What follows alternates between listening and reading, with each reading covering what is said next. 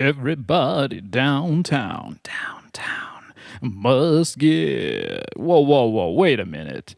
Everybody in the galaxy, come on down to planet Earth. It's Workshop Wednesday. And boy, do we got a lot of work to do down here. So let's try to have some fun and get her done. As you may have guessed, I have a song in mind for you, and I usually play a song when I start out my shows. This one is a very special one for me. It's J.J. Huggins, Everybody Downtown, featuring a teeny tiny Electric Archaic. Listen for me, I'm just a kid in this song, but it's one of my favorite songs. It's Everybody Downtown. Check it out.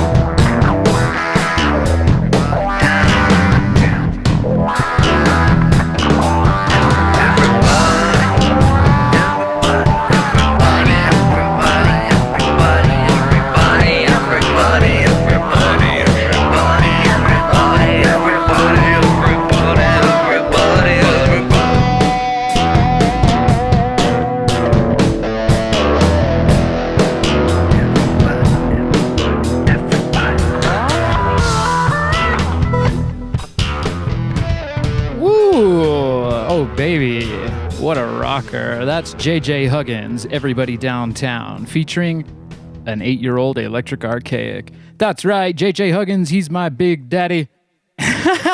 He's my father. I grew up in his recording studio, and that's why we're always doing freaky musical-related things. I got into electronica a little bit later, but I helped him produce that track. It's out on all streaming platforms. Rock on, baby. Okay, so if you joined me a few weeks ago on Workshop Wednesday, we cracked open my TR-606 Dramatics drum machine.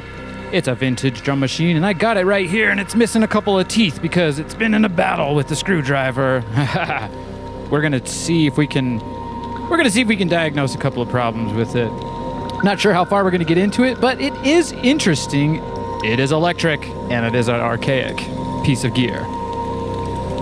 After that, I'm going to check out this EuroRack module, and I'll show you my little EuroRack synthesizer I put together. I got a lot of cool modules in there, and I think this one will be really fun. It's a Behringer, but it's kind of unique. It's this perfect pitch module, and I think we'll skin it with some black vinyl because my modular synthesizer is all black. Let's hop into the 606 like a little bunny rabbit in the grass. What you're hearing in the background right now is Ease. That's my Ease show. That's Electric Archaic Soundscape Expeditions, Episode 1. You can find that on my channel.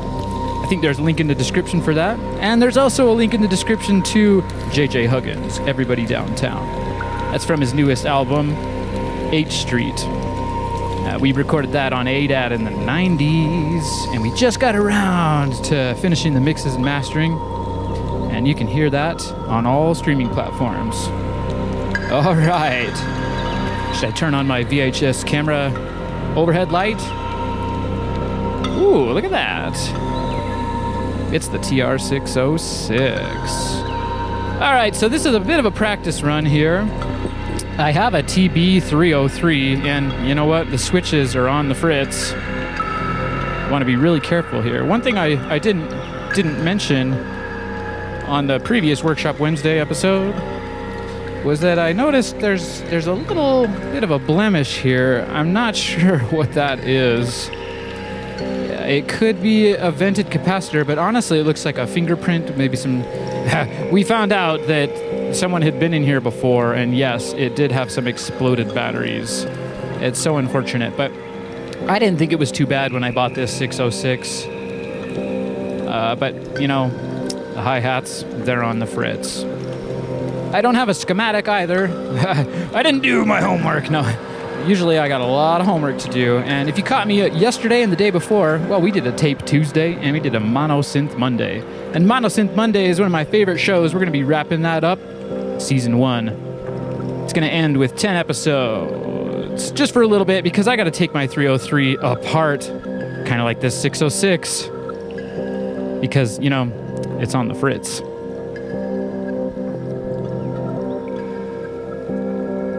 Okay, so if you're smart, when you take apart your machine, you print out the back of it, or the internals, and you just tape the screws right from where they came from. That helps you keep the screws in line, so you don't mix them up, or, yeah, you know, it's just a good idea. So we did that earlier. I did not print out anything from the inside here, but what you got to do is you got to get some pliers here, and I got some foam so we can, when we need to flip it around, we can keep this all nice and happy. How's everybody doing out there? We got a full chat room. Come join us. Come party in the chat. Okay, so there are these little standoffs here, and they're very old. This machine is from 1981, 1982. So hopefully we don't have any... I always say, when you're trying to fix something, just don't make it worse than it already is. But it looks like that plastic is pretty flexible. You might just take your time and be really careful. We're jumping right in here. I did not bring my latex gloves today. I did that last time. I was shaking. I was so scared. I played you one of my songs called Technophobia. Are you scared of tech? Yes. But today, are we scared of tech? No. All right. I'm just gonna try to open this up as much as I can so I can have a look at those capacitors. We love capacitors. I'm putting together a few shows. One of them is called Night Capacitor, and that's where I just sync up all my machines and run those machines. And that's good way to produce songs. I think these knobs are pretty much the same. I'm not going to worry about separating them. I got my little handy dandy bin of switch caps and knobs for the 606 here. Okay, so just being extra careful. Like I said, this is a practice run for when I get into my TB303. I gotta desolder all the switches on that, and I got a whole new set of new switches. Top quality from Italy. Freaky Teddy brought those over on Synth Monday a couple days ago. Yeah, I got this weird character called Freaky Teddy. He always brings me my mail. I'm just trying to be extra careful here. I gotta get these knobs off. Oh boy, it's tough.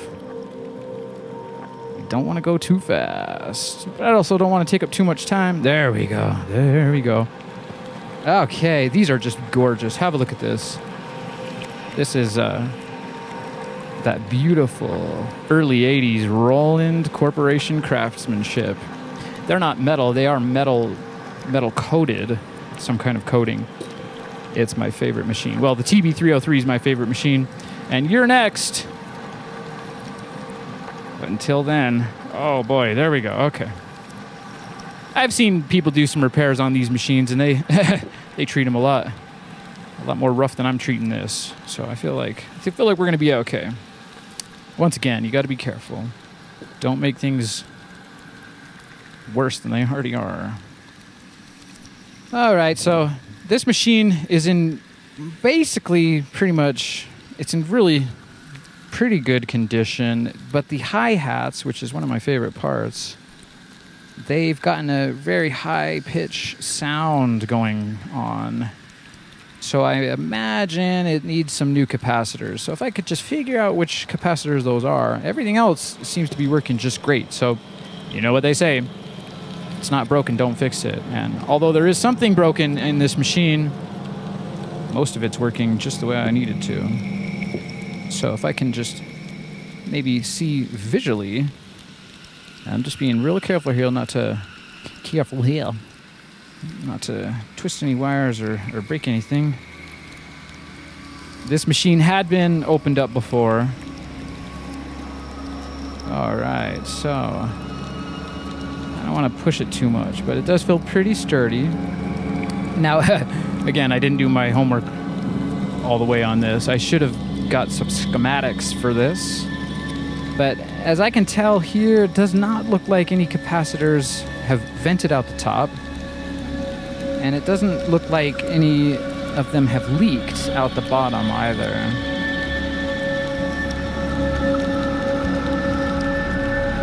There is a little bit of green on top of this capacitor. I'm not sure if that's a marker or...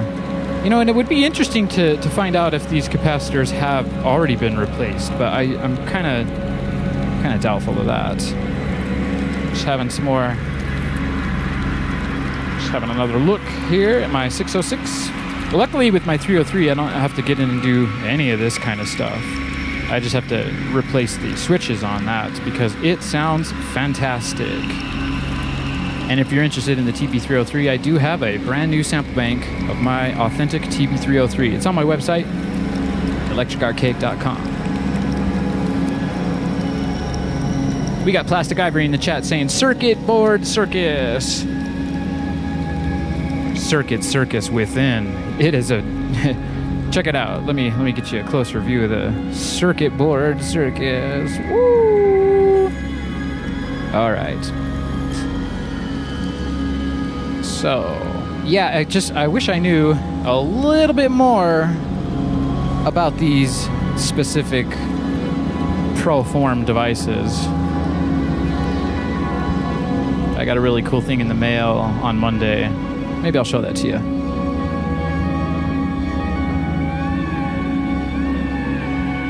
Many of you may not know that Roland wanted to call, well, they did call this series the Proform series. And this is a page out of an old 80s synthesizer magazine. It's really cool. I'm going to get this framed for Synth Monday.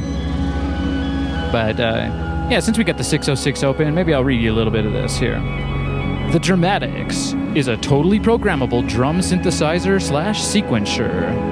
The drum sounds available on the TR-606 include bass, snare, low and high toms, cymbal, open and closed hi-hats. Each sound has its own level control. It's not a level of control, it's just a level control for total mix flexibility. Yeah, the 606 was kind of the teeny tiny little brother of the 808. Some of the sounds sound a little bit similar, but with the 808, you actually can control, with those analog knobs, the sound itself. This one, the only sound you can do, the only way you can change the sound is by using the accent.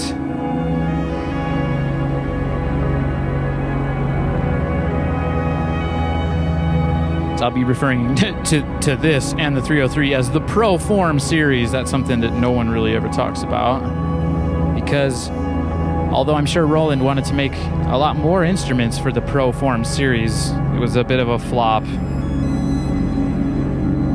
Yeah, I think if someone has the exact number on what these are, that'd be really, really cool to know. I think it was about 10,303 units that they made. And I think they made a few more of the 606, but the 606 is a lot more readily available than the 303. The 303 is a highly sought after, it gives you that acid house, acid techno sound. Okay. So I hope you're all having a good day today. I hope the sun is shining in. Did you get your bare feet on the grass? I did just a little bit before the show, and I plan to go way out into the forest after this show here. I gotta bathe in nature, and I hope you like to bathe in nature too. And if you live in a city, you can always put your bare feet on the concrete. That will ground you. Speaking of grounding, I should have grounded myself before getting into these circuit boards. I'm not too worried about it. I'm not gonna be poking around too much here, but you gotta be careful when you're working with chips. You can. Maybe I will ground myself. I have a grounding mat over here.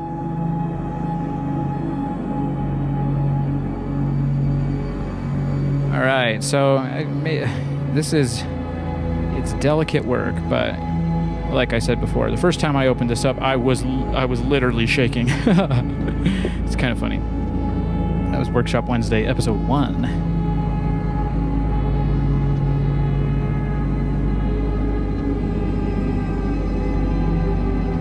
We got Home at 8000 in the chat saying that should be the name of a new song. Hi-hats on the Fritz. Hey, remind me of that if I forget. That is a good name for a song. Although I won't be featuring any of my Fritz-style hi-hats in that song because it really doesn't sound very good. This knob might need to come off here. I'm going to just carefully try to grab that. Oh, man. And the music is matching the tension. Might not need to get that. It does have a slide there, but I'm being extra careful, and this is kind of a practice run here. Okay, if I can switch that up a little bit, it will slide through. So you got to be extra careful of those ribbon cables. They probably haven't been moved for 40 years or so. Having a bit of a tough time getting this open here. And it may be because these ribbon cables are not as fragile as I think they are. Kind of just open it up a little bit. Okay, so having a look at these capacitors. Again, I'm not seeing any vented capacitors or any leaking capacitors. But it is good to have this opened up just a little bit more, because whatever the problem is, I do want to fix it. And you know me, I do fancy myself a bit of a janky electronics engineer. I wish that I could verify that these are the original capacitors. There's a lot of homework I need to do, but I'm trying to run a show for all of y'all, and hope you're enjoying this. Definitely give me a like and subscribe if you like electronic music and electronics engineering. I'm going to be pushing my skill forward here. Eventually, I plan to make my own drum machines and synthesizers, but we'll see how fast I can reach those goals.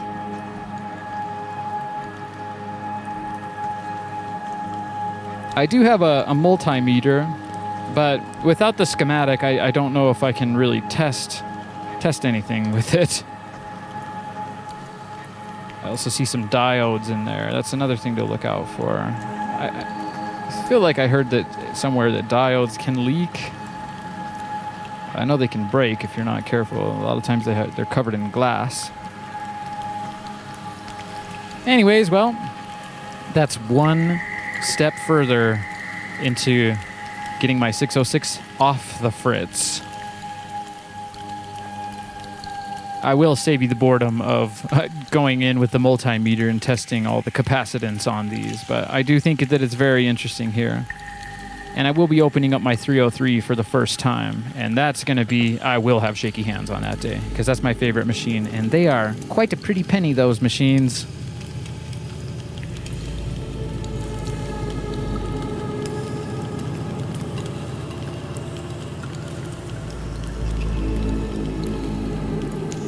All right, so yeah, maybe we'll just pack this right back up. But as you can see here, there is some tiny bit of what might be battery leakage and corrosion. My 606 did have one of the previous owners, probably the original owner, did leave some batteries in there, and they will explode over time because they have electrolytics in them.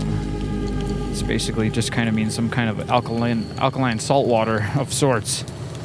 It's alive! Oh no. Yeah, these are beautiful. I love the green of these old circuit boards. There's something on here, and it might be flux. I'm not sure if you can really see that. I'm not trying to drop this on live stream to show you, but I kind of think that that's flux and not some sort of electrolyte leakage from anything. It does look like there's a bit of rust on these traces. Can you see that? It's a little bit red. Maybe that's what's causing my problem. If anybody knows, leave a comment in the chat or in the comments. Okay, I'm going to move this right along. We're going to pack up this 606, but it's part of the story. You know, this is like one of my little family members here. I've made a lot of music with this machine, and I do use it to sync up my modular synth. So if I can't figure out how to get those hi-hats fixed in time, I'm going to have to just live with hi-hats on the fritz, and that doesn't feel so good. I might maybe have to send it out to repair. Again, you don't want to make things worse than they already are. And that is a possibility if you start pulling capacitors out of a machine and soldering in new ones. You gotta kind of have the schematic and do a good proper job.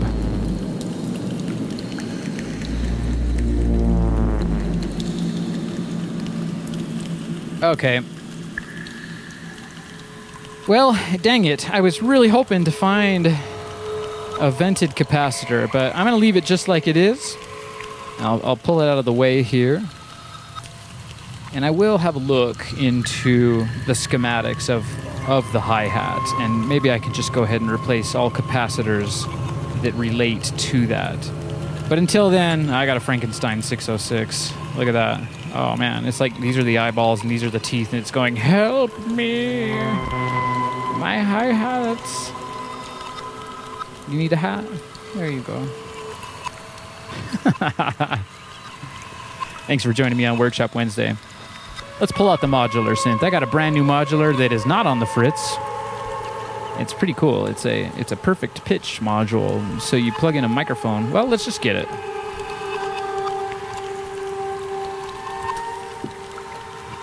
I'm not sponsored by Behringer, but I did think that this was worthy of trying.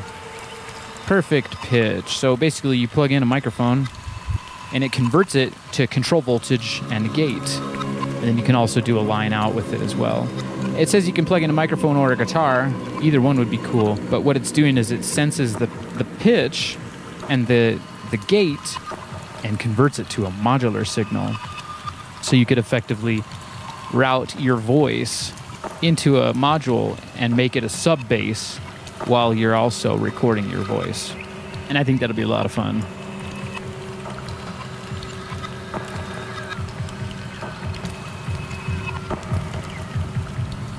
All right. I gotta make a little bit of room here. I got a lot of stuff.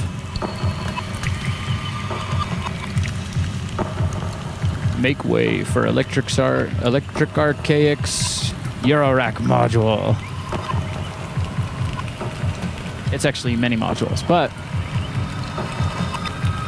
we haven't really had a look at this before. I did get two of these Moog cases or skiffs, and then I made these custom oak wood side panels for this. So it's a bit of a unique EuroRack synthesizer. But then again, most people's EuroRack synthesizers are looking pretty unique. I try to keep this one looking like kind of like an old Moog. You know, some of those original Moog modules, they were just all black, silver, and red. Well, maybe they didn't have too much red, but they seem to have some red here. Anyways, this is my EuroRack synth. Okay. I know some of it's out of frame, but can only do so much with the VHS camcorder on a small studio space.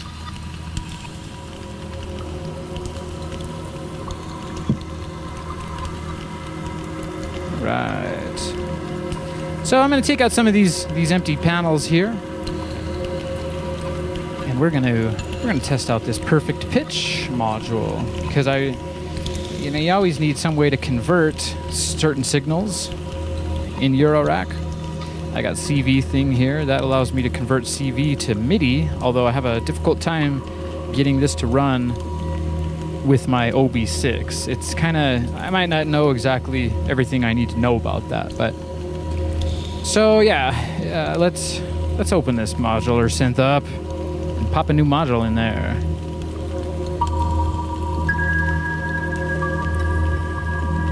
As you can tell, this is a bright red module. I have some vinyl here. I was thinking we could skin it black so it'll fit in nice. I don't know how I'll get the labels back on that, but that's my problem, not yours. All right, so there it is.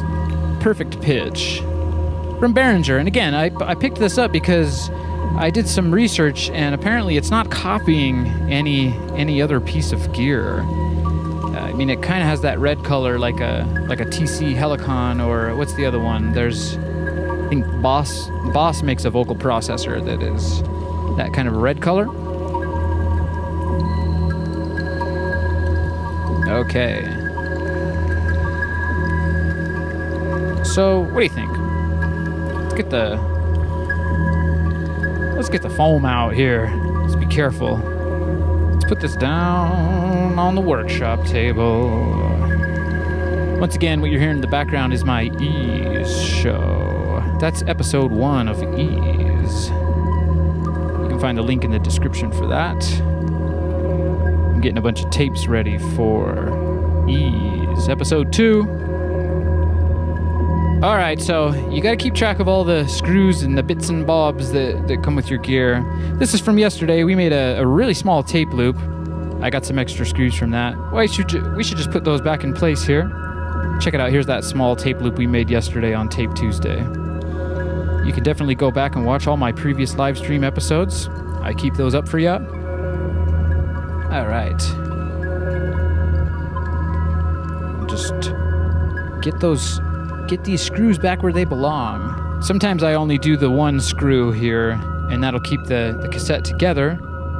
If you need to test it, or if your tape loop breaks at all, you don't have to go unscrewing 5 or 6 screws at a time. Saves you a little bit of time there. I know somewhere I have a bag full of cassette tape screws.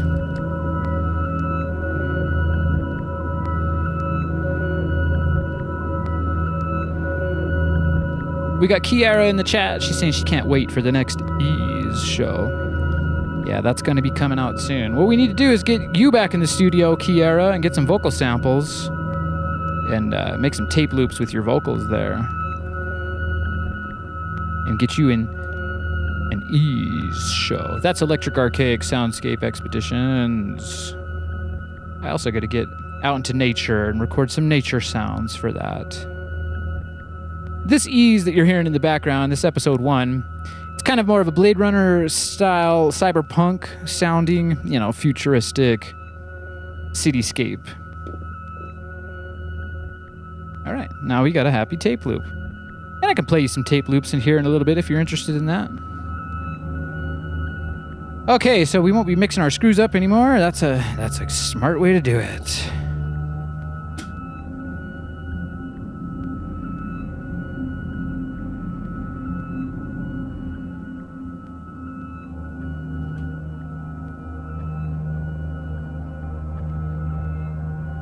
Okay, so, woo!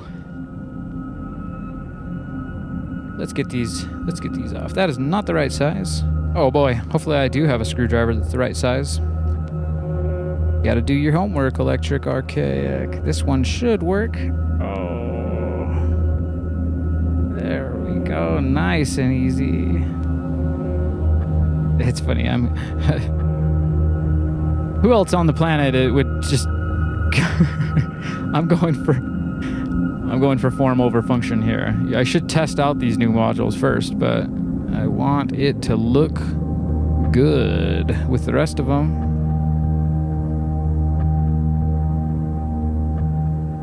I'm just gonna check this out and make sure I'm doing the right thing. Okay, so we're gonna have 4 of those silver screws and 2 of these black screws, and then we should be able to pop off those knobs and get to the panel of this, and then I can just put some black vinyl on that, and then we can guess what everything does, because I'll have covered up the labels at that point.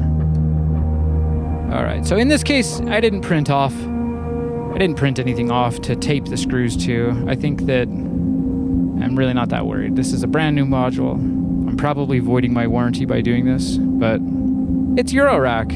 You gotta get the screwdriver out just to install it, you know what I mean? Okay. So that's one step there. Maybe we'll go ahead and grab these knobs really quick. This should come off nice and easy, hopefully. Come on. Come on, baby. They are not coming off. Okay, I need to get something to wedge those out. I got a guitar pick here. It's funny, I was looking for some tools just before the show, and this guitar pick said, pick me, which is strange because I don't often listen to my intuition on things like that. Whoa, there we go. And now I know why. Must have been an angel upstairs telling me, yeah, you're gonna need something to pry off those knobs with. And sure enough, I needed it. It's a good reminder to everyone to listen to your intuition, follow your gut. All right, thanks, guitar pick. Wow, glad I had that. Looks like we got one more thing to do here. We're gonna have to take this screw off, or I guess it's a nut. I got some pliers for that.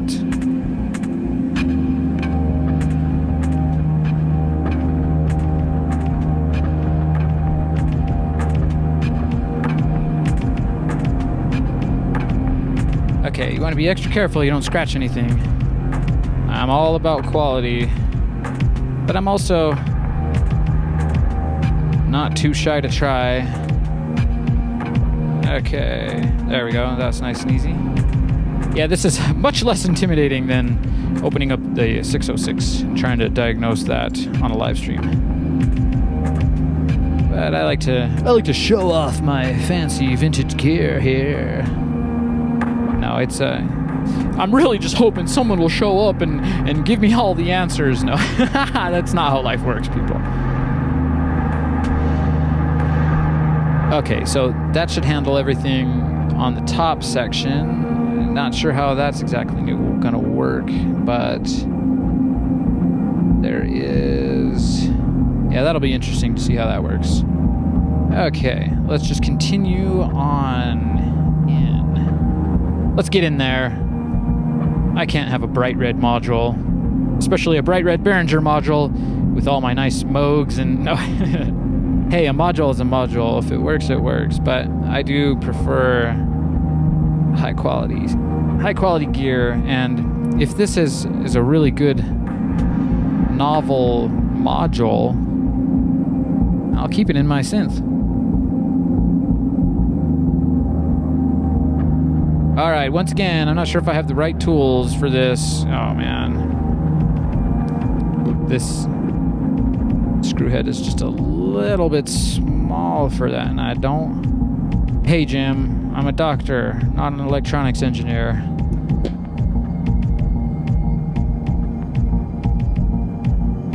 All right, maybe I can use a flathead.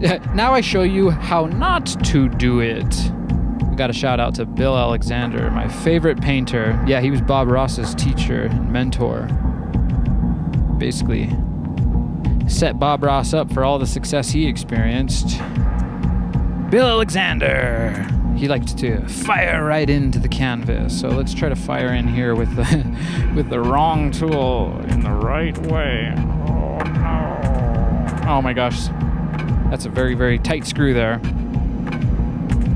Whatever shall I do? Maybe I could do this. Okay, I am really showing you how not to do it. And there's some small capacitors there, so I definitely don't want to cause a problem with that. Yeah, dang it.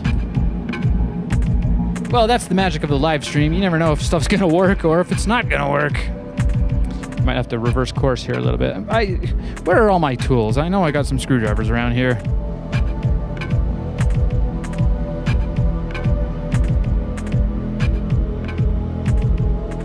Yeah, this one here is just a bit too big, and the other ones are just a bit too small. Where's Goldilocks when you need her? Okay, maybe I can try a slightly smaller flathead here. Yeah, it's a workshop. It's Workshop Wednesday. Having a good time. Just having fun while we try to get her done. Oh yeah, that might really work. Okay. All right. Again, don't make things worse than they already are. In this case, there's nothing wrong except for the color. The color of the module. Man, that is really, really on there. I cannot get that screw off. Oh, dang it. I suppose I could run downstairs to the actual workshop and get some real tools. I'm sorry about that. These things happen. Let's try the other side. Maybe that'll get a little bit more. There we go. I popped it open. That's a tight screw. Come on. Okay, I got it. Woo! Sometimes you can improvise, my friends. Sometimes you just gotta fire in, whether you have the right tool or not. But, okay, there's some washers on that.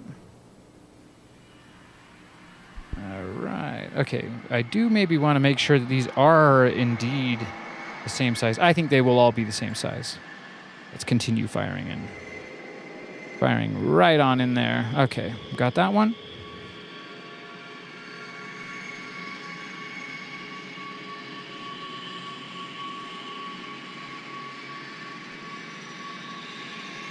Okay.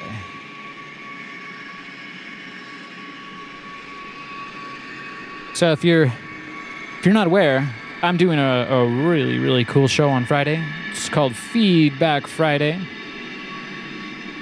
It's going to be all about analog video feedback loops. I'll show you a little bit what an analog feedback loop looks like.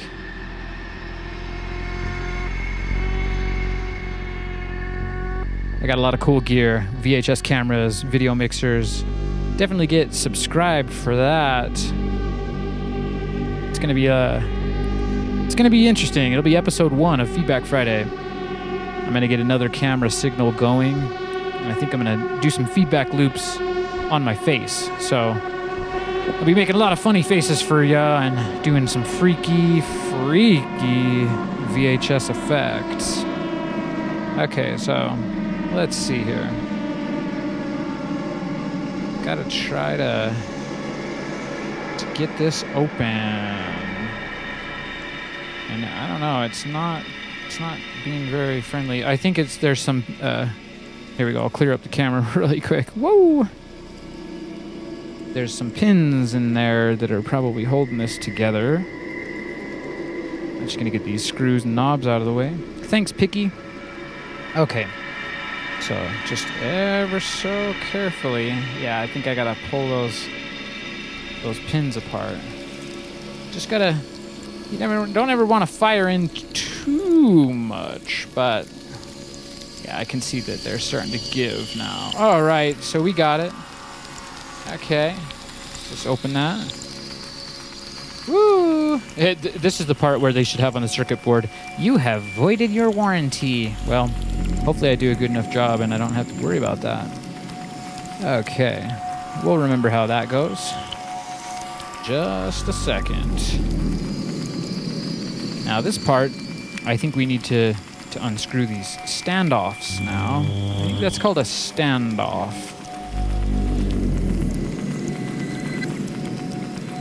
All right. Oh, why didn't Behringer just make this in black or silver? Come on, you know that everyone wants their EuroRacks either black or silver, and then some people have half and half. You can see on mine, I only have these tiny little 2 HP silver.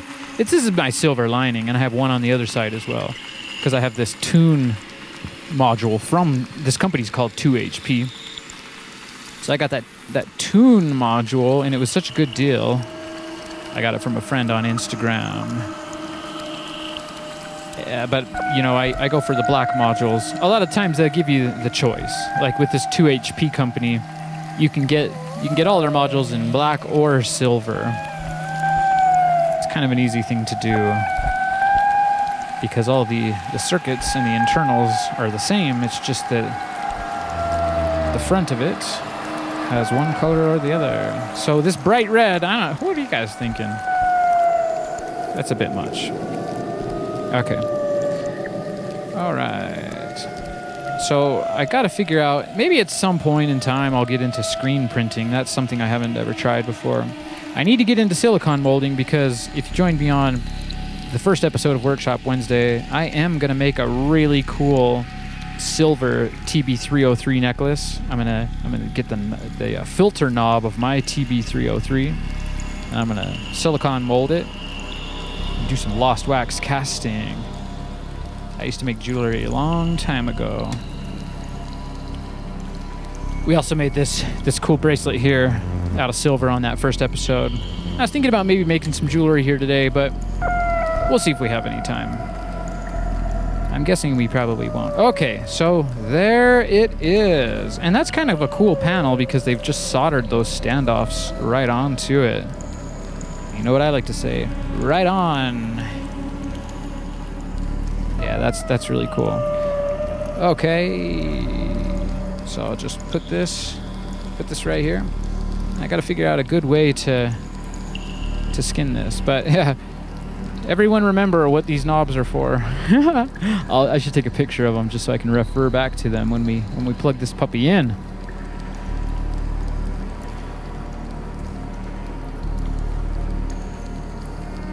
Okay.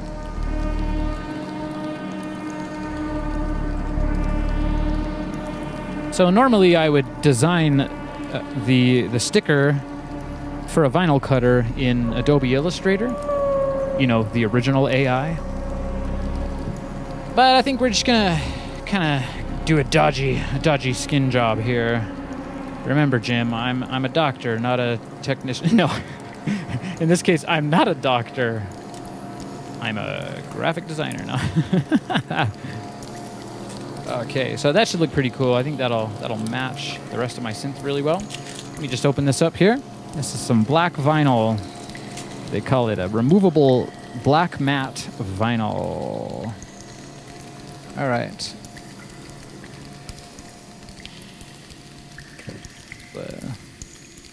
Thanks for joining me today on Workshop Wednesday. Hope you're enjoying this. Yeah, it's just another show, you know. But I like to share some of these journeys with you guys. I'm stockpiling on my digital legacy, no?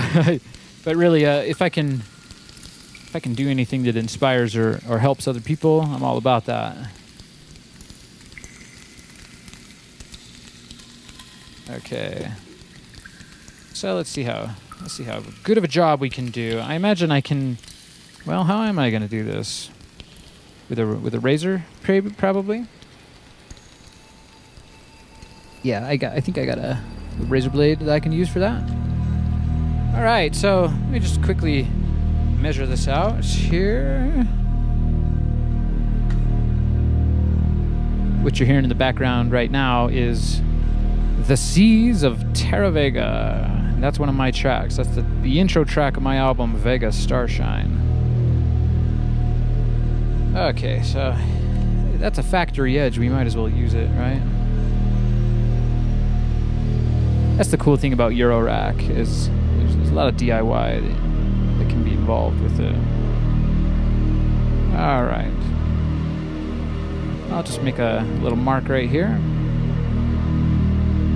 Again, this is kind of dodgy, but you know, sometimes that's fun. All right, I'll make a mark right there. And I'll make another mark right here. Okay, and that should give us enough vinyl. And we got that one factory edge there. Yeah. Then we can make this look good, and then hopefully it sounds good. We're gonna find out today.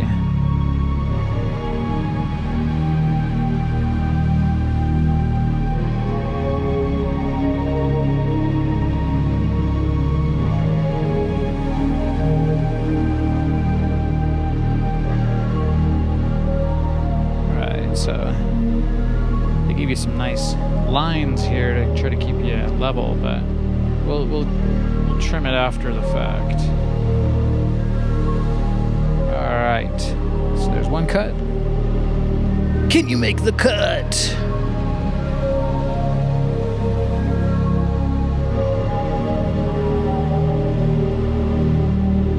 Yeah, give me a like and subscribe. It's a lot easier not doing these sort of projects on live stream, but I think it's kind of fun. Got any cool ideas for me? Let them be known in the chat or in the comments. What do you want to see on a Wednesday, on a workshop Wednesday near you?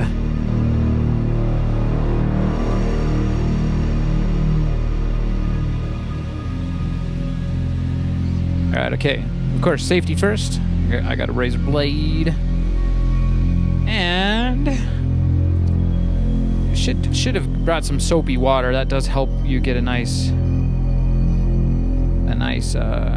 adherence there. Now that's a factory edge. We might have to just center it up here, but again, it's a little bit dodgy, and I'm okay with that. I hope you are okay with that too.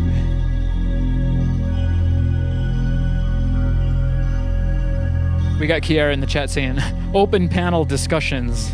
That's exactly what's happening here. Just a little bit different than you might imagine. And of course, these stickers are always a little bit tough to get going. Oh, I might have like some screen cleaner that would do some soapy water. Although, maybe we can just make it happen without the water. It's always a good idea to keep water away from your gear, especially if you're going to be plugging it in anytime close to. Yeah. Okay. Just thinking here. Just thinking. I can probably slowly apply it as I peel it, but I gotta. Oh man, it's not. A little bit fussy tape. This song you're hearing in the background now is it's a long song by me. It's called Infinite Timescape. I'm working on a new mix for that. I'm trying to release that as soon as possible, so that'll be out sometime this year. But you're hearing a cassette tape version of this mixed into my Ease show. Okay, maybe I will try to use this factory edge, although that might be a little difficult to line up across the span of time there. Okay. I mean, I guess I could trim it and give it a little bit of extra, but let's do that. Let's just trim it. Alright, so I'm going to just carefully try to peel this while applying it. Can you guys see that? And hopefully that should line up. Yeah, I think that's going to line up just nice. Okay. Yeah, this is actually working better than I thought. So, cheers to me on that.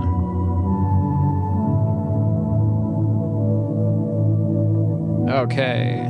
Yeah, this is going really well. This is going to look amazing when we install it with the rest of them.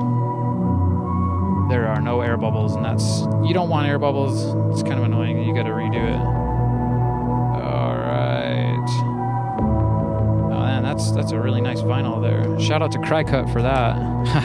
I call them Crycut because when you cut something out wrong, you cry. I did get a little bit of red on the edge there, so I'm kind of bummed about that. Maybe I can stretch it a little bit. There we go. I used to work for one of these companies that did all these vinyl skins and printed skins. That was a really cool job. All right, so here we go. That's a lot better than bright red, I think.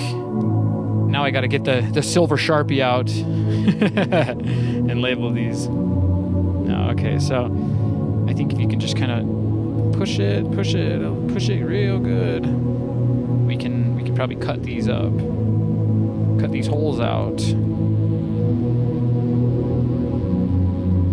All right, just grab this razor blade here. Really should have a better workstation for ya, but I can probably manage here. And I could fold that over, maybe. Maybe that's the move. Fold it over onto itself. Gosh, that makes me want to do it to this red edge here.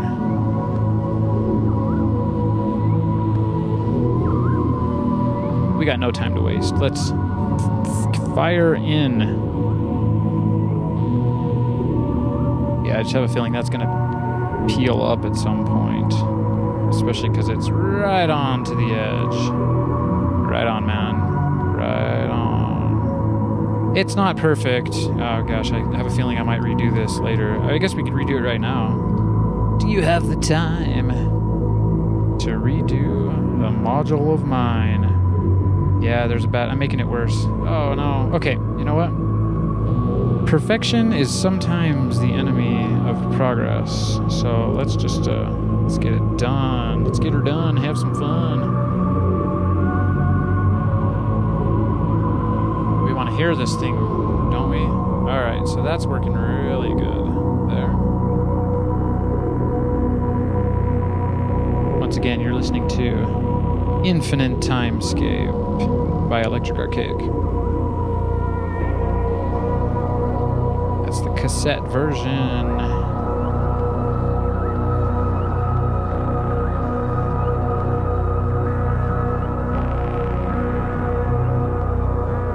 Oh boy, there we go.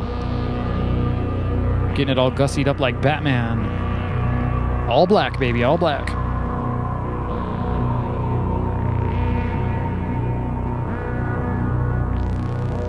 We got Kier in the chat saying, I love this track, please release it. I will be releasing it.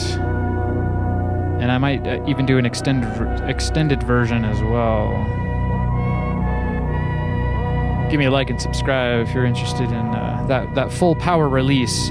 One thing I would like to do for that is do some analog visuals and make it kind of like an experience and not just a track. Audio visual, right? Okay. We're making progress. It's Workshop Wednesday. It's kind of funny if you joined us on Monday for Monosynth Monday. It's like full power, crazy acid house techno, and then Tape Tuesday, a little more chill, and then Workshop Wednesday is like, we gotta get some stuff done, man. You can't party all the time. There's something in there that really bums me out. I wonder if it's like a piece of dust. Oh boy, here we go. My perfectionism is kicking in right about now. What is going on there? It's like I don't think it is a piece of dust. It's like an air bubble. That's super lame. I suppose I could hit it with a heat gun later and kind of iron out some of these imperfections, but yeah. It's just weird. I don't want my brand new gear looking like it's vintage already. Okay, now that's a nice edge. See, I don't mind the red if it's just not the whole module. You know, like my DFAM's got this nice red button right here. And Kiara put a nice little vintage red heart sticker on my DFAM because she's fam. Shout out to Kiara. She got a new release out last week. It's a really cool song. You can find it by searching Kiara, Swimmin' In. I highly recommend it. It's like a psytrance tune on Iboga Records.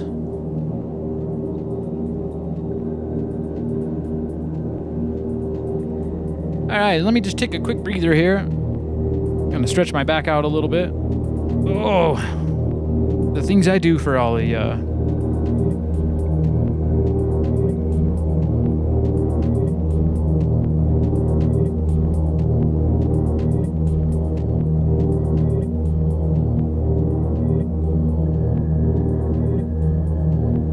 All right, I'm back. My back. No, that's funny.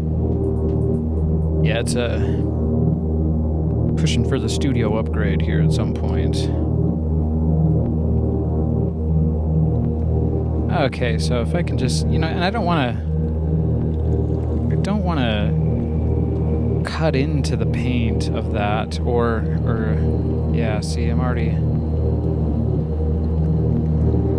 It's really easier to do these things on a computer and then have a vinyl cutter cut it out, but not a lot of people have that, so I'm just gonna try to do it carefully by hand.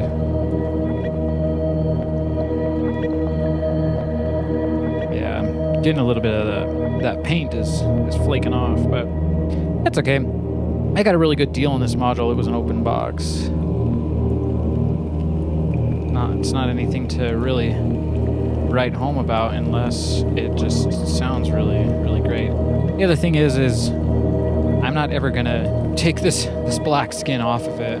It's gonna be like that forever. All right.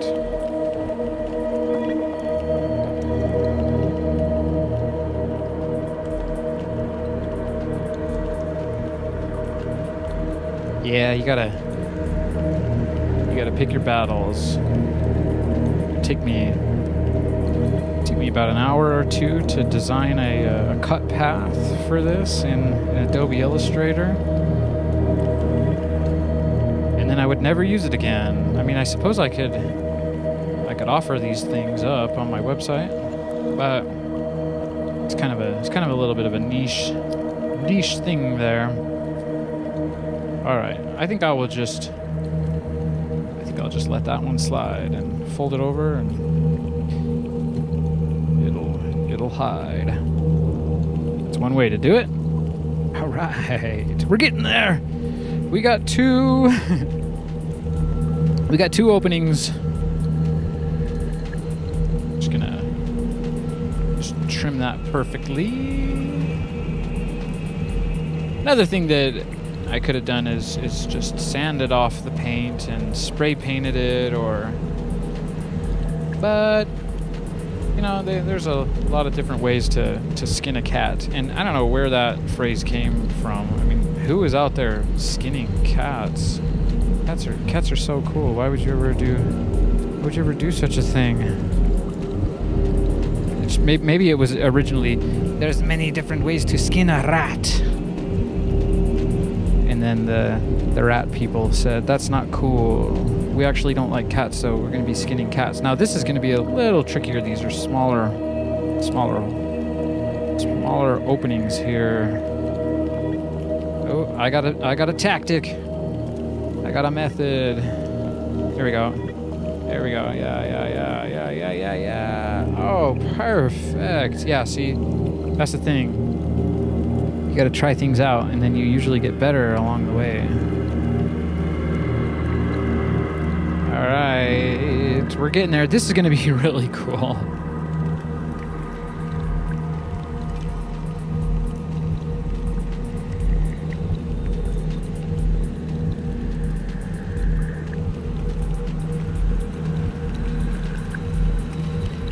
There are some very tiny holes there, though. I wonder what I should do about that. Maybe I'll just poke it with a toothpick after. Yeah, we'll get to that.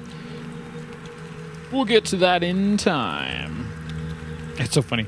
I'm not sponsored by Behringer, and it's like, would they even sponsor me? I'm taking forever to cover up their logo. It's not so much the logo; it's the color of the module. I don't have it. I don't have a red EuroRack synthesizer, so it's not really working for me. Yeah, I've been excited to do this for a long time. I'd like to save some of these projects for you guys.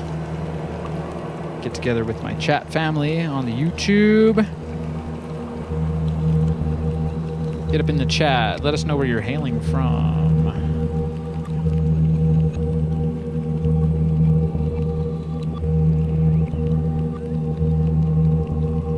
All right, just continuing on here. It's a little bit tedious, but hey, it's a workshop. So it's nice. I can come onto the live stream here and play you guys a little bit of my original music. Chat with you. Maybe we can make some friends.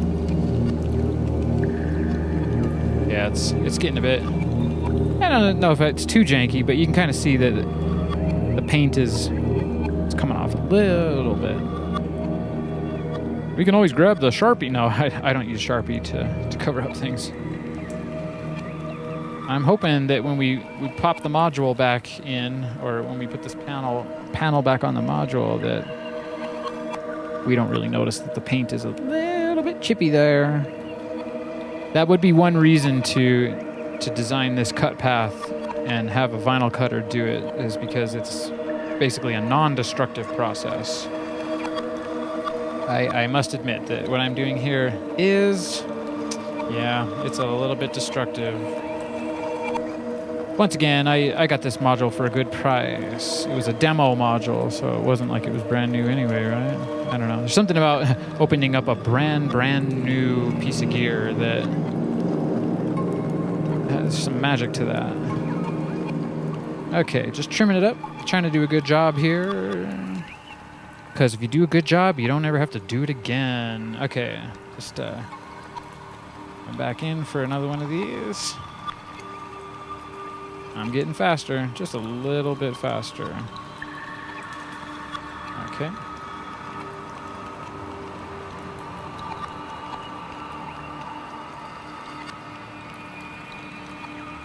All right.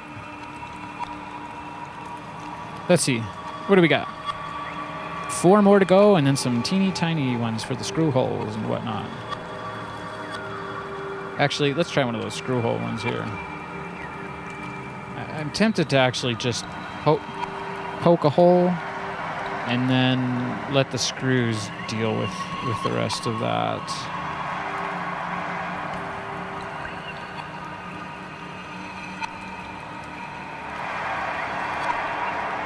There we go.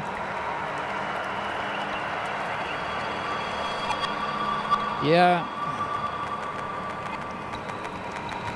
Slow and steady. It's getting a little sticky on that side here. Let's go to the fresh side. Oh yeah, that's doing really, really good. I'll just clean that up a bit.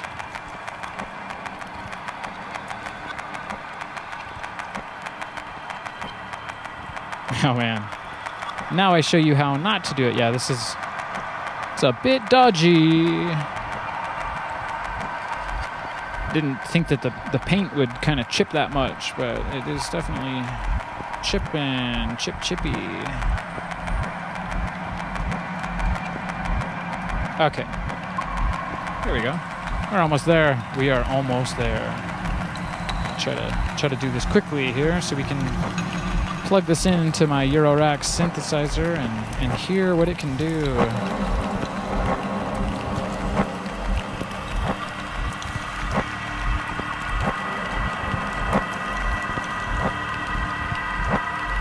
I plan to make some more EuroRack modules in the future, so this is kind of the beginning of my journey. So welcome to the beginning of my journey in custom EuroRack modules. Like I said earlier, I do eventually want to make some of my own drum machines and synthesizers, analog, of course.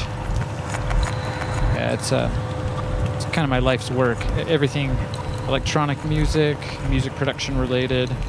I also play the guitar and the drums. Been doing that for a long time. Yeah, my dad, he taught me how to play the drums, so we were recording. How young was I, Dad? Probably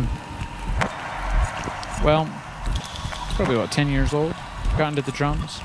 But I always had some weird synthesizers around me. I had a Casio MT240, and I got some sample banks of that on my website. That's kind of my promotional sample banks. I got those priced really, really low, so you can pick them up. That's electricarchaic.com. If you do any sample-based productions, you should check it out. I put a lot of hard work and effort into making some quality samples. All right, so we're basically there. I just need to grab a toothpick so we can pop those holes open, and then we'll put it back together, and then we'll open up the modular synth underneath.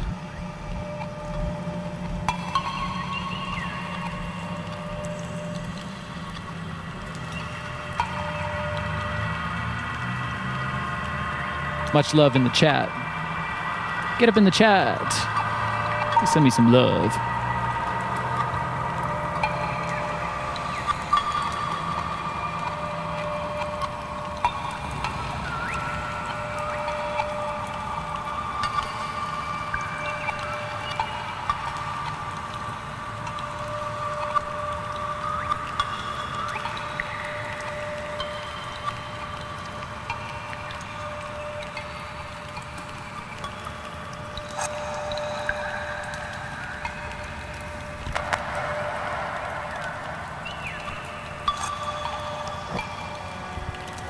Okay.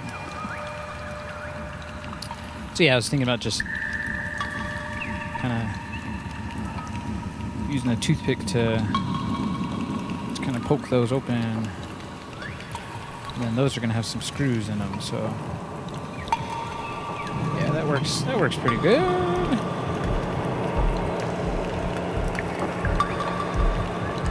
Again, I can't let my perfectionism reign supreme here. I got a show to run, but I think that's turning out really good. It's gonna look really great when we get it all put together again. These, yeah, that'll be okay because those are the EuroRack screws there, so those will be covered up. Oh, I missed one. Where'd that razor go? Here we go.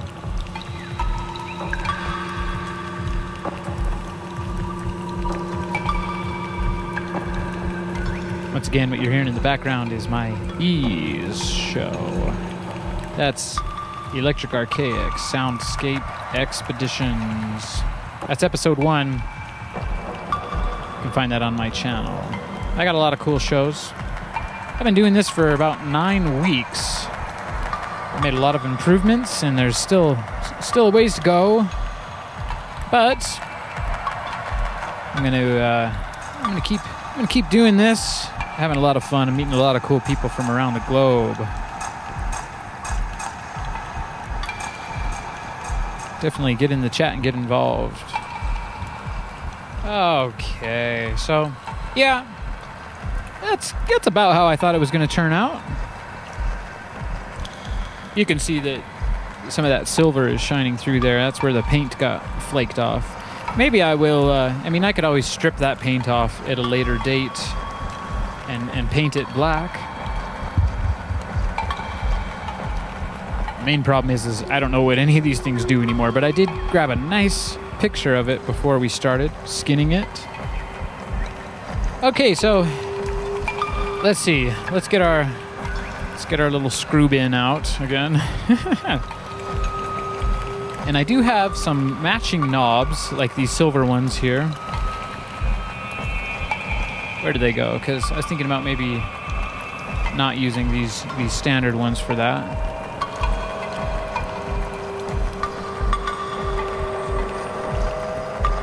Looks like those have gone a little bit MIA here. Oh boy. But there's a couple of knobs on here that I also need to replace, so I do need to order some more of those. Hey, how about we use a 606 knob? That's funky. Not sure if this module is deserving of that, though. Okay, how did this go back together? Well, I think it was this part first. Okay, yeah, okay, so we got the USB and the MIDI, and that's cool. I guess that this module can also convert your the vocal signal to MIDI, and I can't wait to hear that. Yeah, I can tell I'm going to have a little problem with those LEDs in there, but maybe I'll just give it one more try with this toothpick.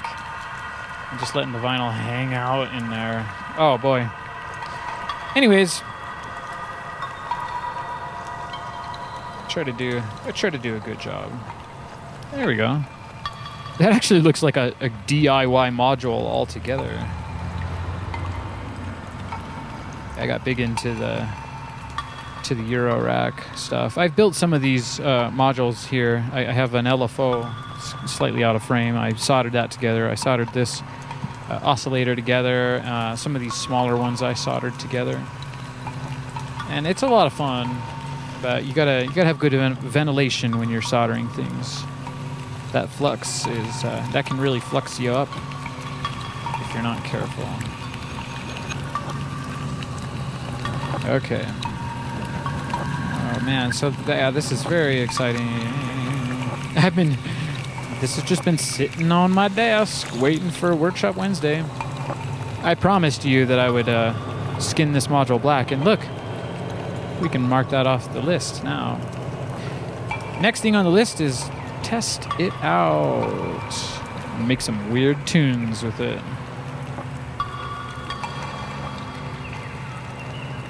Okay. Now there's this little vocal bit there. I'm just going to make sure that fits in.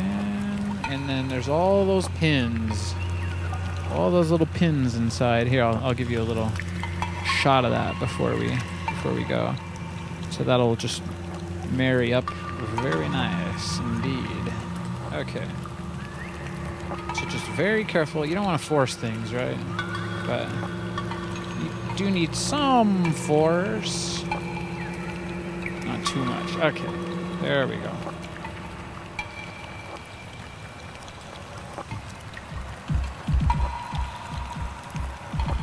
All right. So let's see if we can remember how this went. I got those knobs here. I still got to find those silver ones. They're really nice. I thought they were somewhere around here. Oh, man. Oh, well. Okay. So then we had those 4 silver screws. Just pop those back in. Once again, thanks for joining me on a Workshop Wednesday. It's a fun time for me, and I hope you're having a good time, too.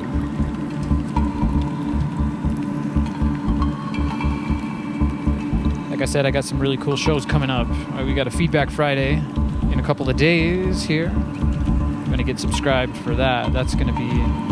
I will say it's going to be a lot more exciting than this. I'm going to show you how I make a lot of weird analog video effects.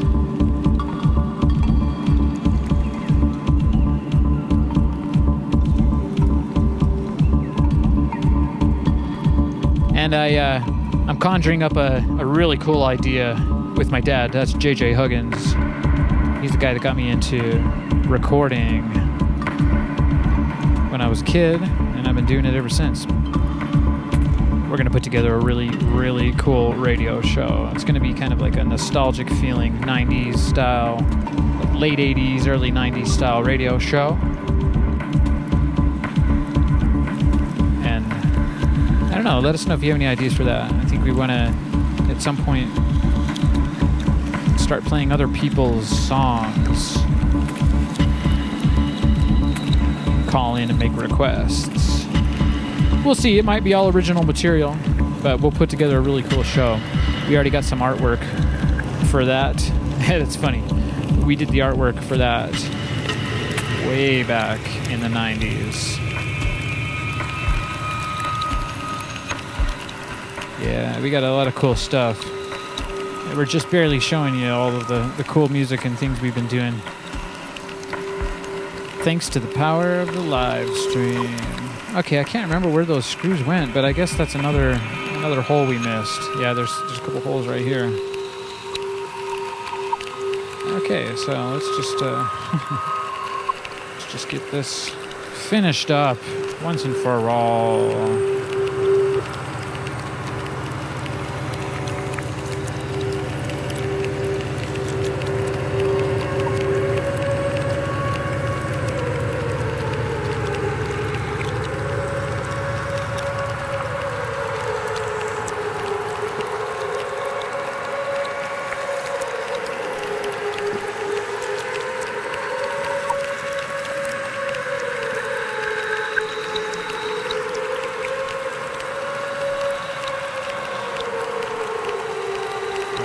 Some more screwdrivers. I don't have anything that's the right size.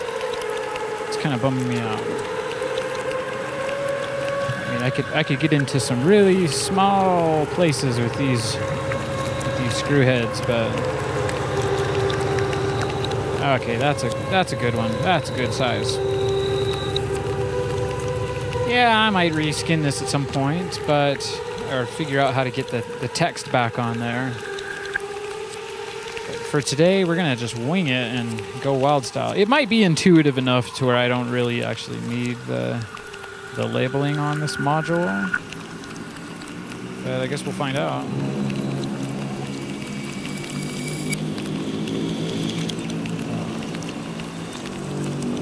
Oh, that's not happy. Let's reverse course a little bit. There we go. That's a better thread. Oh, baby.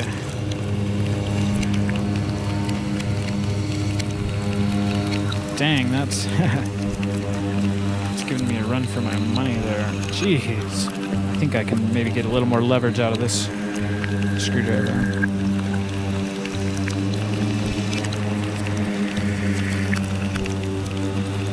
But it doesn't fit. Come on, where's the standardization here? Man.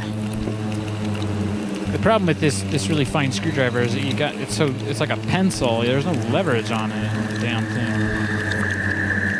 I'm trying not to break anything here, but come on. Okay, we're getting it. All right. Yeah, that's a new set of screwdrivers is definitely on my list now. No, I think I have a few down in the actual workshop. Okay. Well, actually, okay, so which screwdriver am I going to use to open up these modules? That's a decent size, but this one might be a bit better. Yeah, that's better. So we'll keep using this screw head. Yeah, eventually Workshop Wednesday will evolve into designing circuit boards for drum machines and synthesizers. We'll just see what you guys like and what flies. All right. Oh, we got one last thing, so let's get these on here. This will be pretty quick and easy. A little washer and this nut. We got dolphins in the background. Digital dolphin. No, that's analog dolphins, really. Okay, sweet. That's a happy module. And you gotta get your power cord for that, and you always want to make sure you are paying attention to where the line goes. They're not telling me where the red line goes here. There is an arrow there, but I don't know if that means anything. Luckily this does fit in just like that. So plug in our little power cord, and we can open up our EuroRack synthesizer and install this puppy. We'll move some modules around and find a good space. I think thinking somewhere around here will be good, next to the CV thing. So I guess I could take a microphone, convert my voice to CV, and then go into CV and convert it to MIDI. Although this does also convert to MIDI. I don't think this takes CV though, so that'd be interesting. I'm interested to see kind of the ways I can use this, because to be honest with you, I've had a difficult time with this CV thing module. And it wasn't cheap, but you know, I keep it around because it's there for you. But yeah, it's super powerful. It's just a bit confusing, and I haven't had a lot of luck with it with my OB6 synthesizer. So, as you know, with the OB6 doesn't take any sort of control voltage input. It just takes MIDI. So if I'm making strange melodies and sequences on, let's say, the DFAM here, I'd like to maybe double that or do a sub bass on the Oberheim synthesizer, and I got to convert the CV to MIDI in order to do that.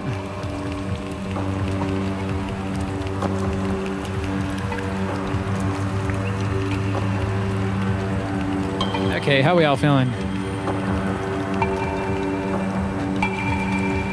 You feeling good? We got Kiara in the chat saying she's amped for that. Yeah, I'm amped for that too. I'm all about coming up with... That's the cool thing about modular synthesis and EuroRack style modular synths, is that you can really build your own signal chain, and it's not just a sound chain, it's a programming chain. And when you use things like these Euclidean pattern generators, I've gone kind of minimal with some of my modules, but I also use my TR-606 as a control voltage signal. So I gotta get that thing off the fritz. But that might be a little bit boring for a workshop Wednesday. I try to keep it somewhat interesting for all of you. So if you're having a good time, give me a like and a subscribe. I really appreciate that. And yeah, catch me on Monday and Tuesday. I got a Mono Synth Monday show and a Tape Tuesday show. And then I'm thinking about doing a every Friday feedback show. And that's gonna be all about VHS camcorders, video mixers, and analog video. There's a lot of cool stuff you can do with analog video, and you can even do, there's some modules for EuroRack that deal in analog video. What's that company called? LZX.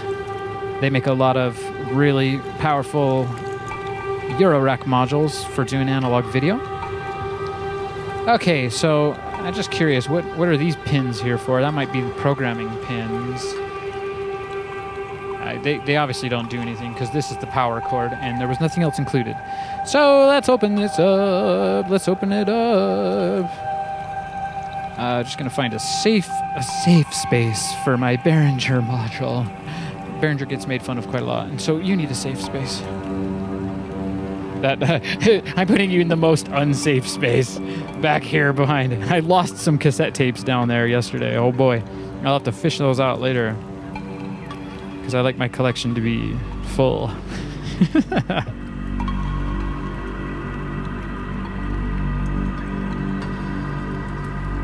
All right. So I will take apart these panels here.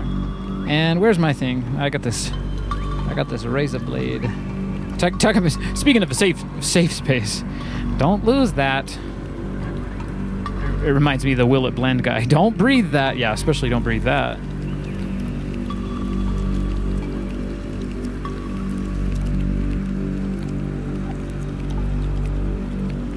I hope you're all having a good time here.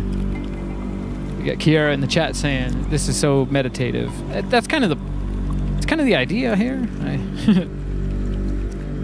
Hopefully I don't make too many mistakes. No, it's pretty basic stuff here. I mean, maybe one of these days we'll go down to the actual workshop and build some wooden things, some things out of wood. Yeah, my grandpa used to build guitars and harps and violins, and he taught some of us grandchildren how to do some of those things, and I'd like to get back into that at some point in time. But you know me, I'm into electronic music, so maybe this is my version of it. Thanks, Grandpa, for giving me the skills. This is nothing compared to building a guitar. Yeah, it's really cool. He built me a guitar. He built all of his grandchildren their own guitar and signed it, so it's a cool way to live on when you're a creative person. Another cool way to live on is making art, whether it's digital or on the canvas, making music. I'm really all about that. So this is just a passive mult here, and what a mult is it multiplies the signal, but when it's passive, I guess it adds some resistance, so the signal won't be the same power the more you plug into it. So you plug in, let's say you're plugging in a CV pitch signal into that, and then you get 3 passive copies. So by the time you've plugged in 3 wires here and they're controlling other things, the pitch does go lower because it's feeding more power passively to these other modules, and that's really cool. What I need is a buffered mult, and that makes sure it maintains the exact voltage or pitch that you're giving it. I don't remember what HP this is. I'm not sure if it can't be 8 HP. It must be 10 or 12 HP. But I think I have enough room here if I take out all these panels and slide some of these modules over. And then I should have a power jack in there for that as well. And for those of you who've never seen the inside of a modular synth, well, you're about to. It looks a lot like this. And there's a lot of different ways you can do it. Again, earlier in the show, I said I built my own case out of these Moog. It's like the Moog Mother 32 and the DFAM, but this is an extended case, and so naturally I have my Moog Mother 32 and my DFAM in here, but then it allows me more space for a third-party power supply and some of these other modules. And I made these custom oak side panels here for that, and I have it oriented in a way that makes both of them flat. So if you're familiar with the Moog DFAM or the Mother 32, they come at an angle, and so these cases, these longer cases, I think, is it 240 HP or 200? It's a longer case, but they sit at an angle, and I suppose I could show you one of my old Moog cases and how that angles, but maybe I'll just flip this around for you at some point to show you that. Okay, so I'm just opening up the module, and you probably want to, it's always safety first. You want to make sure your power supply is disconnected when you're getting into the internals there. Oh man, that's a tight screw. Okay. Sweet. And I will have you know, these are genuine Moog EuroRack screws. I'm just kidding. I think those are genuine Moog screws, though. That's worth noting. But okay, so it looks like there's a power slot right there that I can use. I don't know if we have enough space yet, but you got to be careful with these things because it's kind of all freeform in there. It's up to you. So these probably won't. These are not going to play friendly right next to each other because of those custom knobs I added, but maybe this one can go here. Oh man, I'm fighting against all these power cords. That's part of the fun of doing EuroRack is trying to figure out the order of how all your modules are going to be spaced out and whatnot.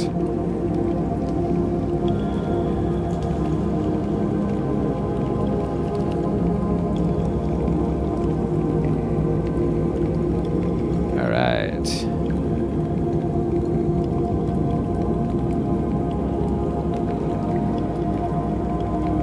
I'm just thinking here, I'm wondering if I need to completely remove this module and put it somewhere else or in a different row.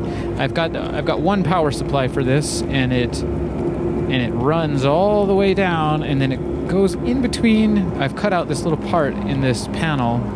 I'll have to show you some more of this stuff, and that's why I do this Workshop Wednesday, because I like to show you guys and all the problems I've solved, and hopefully we don't create too many problems. But yeah, I get pretty techie tech with it. I like to get weird with the tech. So yeah, you gotta, well, I don't know. There's so many power cords. It's like they're all bunched up in there like a cluster of grapes. I can't, you don't want to. That is not going to sit nice and easy. So, well, let's see.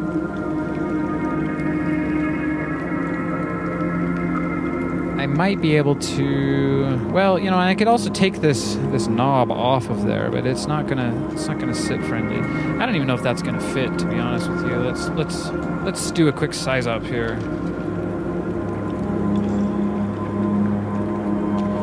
Yeah, that's the correct HP. So we've removed enough modules to get this to work there, but it's not very happy. Maybe let's go a little bit deeper, right? Let's open it up just a little bit more. I'm not afraid of going the extra mile. I mean, my middle name is Miles, after all. You'll also see here there's these sliding nuts in there, and you don't want to lose those. Well, you can't really lose them, but you want to make sure you have enough in the right place so that everything fits nice and snug. Okay. So perhaps I can just scoot this one 2 HP module up against the steps there. Yeah, that'll probably work. Although when you get these knobs too close to these inputs, you run into a bit of trouble. So that's the thing about the 2 HP modules. They're not meant to have these larger knobs on them. So maybe I don't know, think about removing some of those. Yeah, because I have this cascading sizing issue going on, it seems like. All right, so let's... Yeah, that is a problem there. Well, okay. How many knobs do we have here? Well, we have 2 knobs here, so why don't we just take those custom knobs off of here? I mean, that's not... The 2 HP modules usually just have these small ones, and it's cool because you can make it... They sell these little lunch boxes where you can have a full recording studio in a lunchbox in EuroRack format. That's pretty sweet. I just got to find the right screw head to take those knobs off. Just give me 1 second.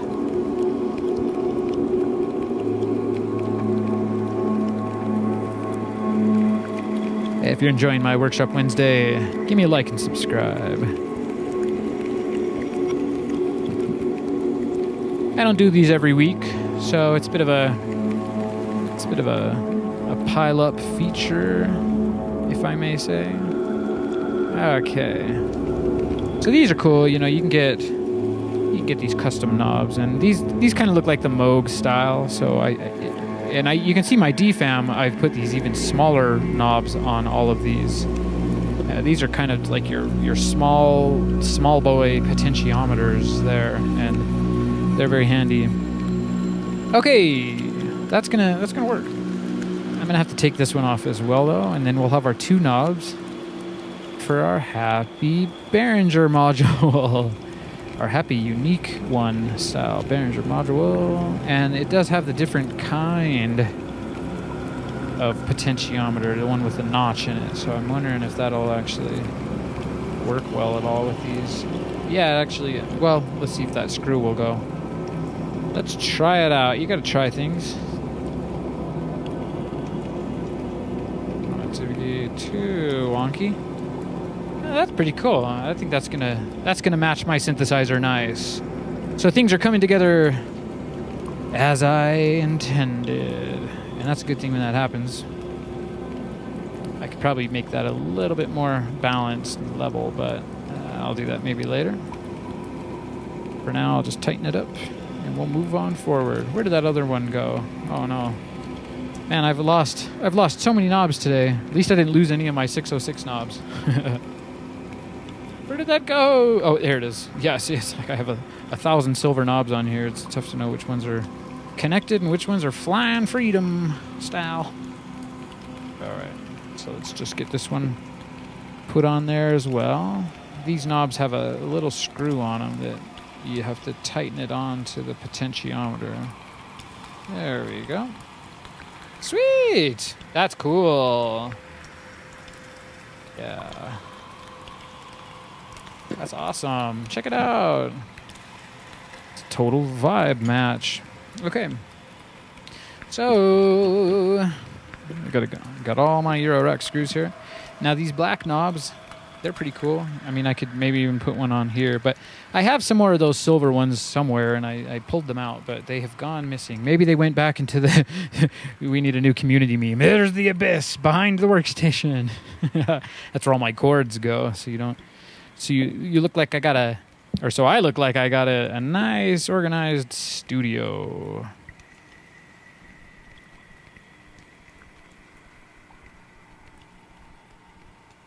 Hey, maybe it's time for a song for you.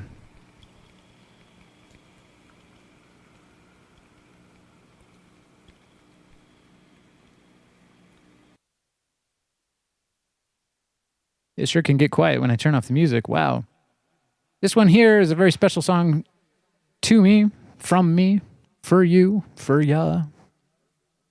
This is from my album Vega Starshine. It's the title track, Vega Starshine. I hope you enjoy it.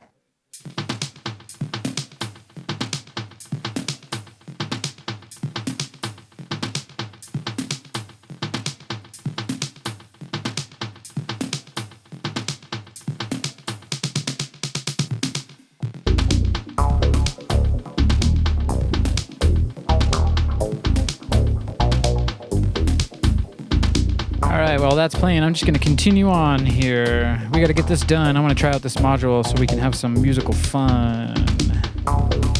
I'm really excited for this module. It's a Behringer perfect pitch. For those of you who are just tuning in, it takes a microphone or a guitar input and it converts the pitches and the gates to CV, and that'll allow us to basically sing your way through the synthesizer.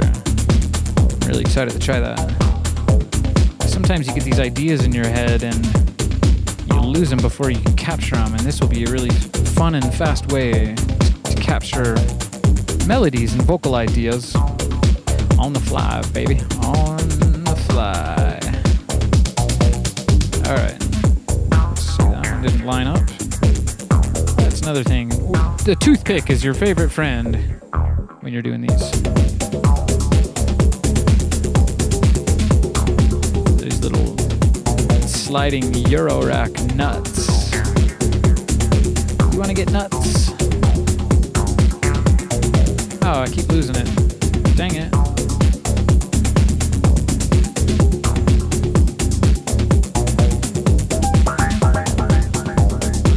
Kind of a weird view for me. Usually I would be right on top of it, but for this live stream, I'm all the way back here.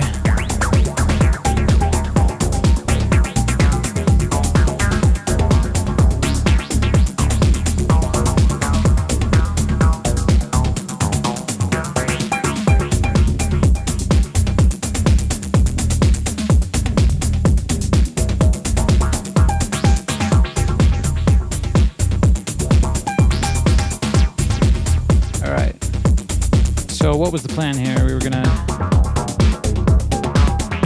put this module right there next to its friend.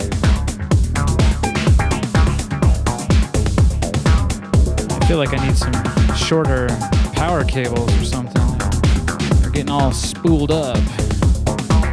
Okay, let's plug this one in. It's almost time for ya. And you want to match up the red lines. They should match up just based off of the way the cable is made, but some people have had some real horror stories with their EuroRack systems, plugging things in and then they see the magic gray smoke come out, and that's something you never want to see. Luckily, I never have, so I'm not trying to change that. Woo! Yeah, it's its own. It's kind of like a game. Those of you who grew up in the 80s and the 90s, you probably remember this game, Operation. I think they might still have it around, but this is a kind of like a game of Operation. Yeah. There's a lot of power cables going on. Try to get some of those out of the way. Oh man, what am I bumping up against? Yeah, if this was a game of Operation, it'd be going beep, beep, beep, beep, beep. Oh no. That's a rough amount of power cables. I might have some shorter ones somewhere, but I'm not sure where. All right. I hope everyone's happy in there. Oh gosh. Yeah, maybe it'll work. You just got to be careful. That's my thing. I'm trying to be careful here.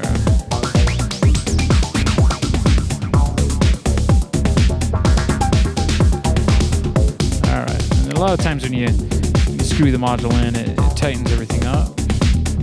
But you don't really want to have a lot of. Oh, look! It looks like we got an extra 2 HP. So, we should try to use that.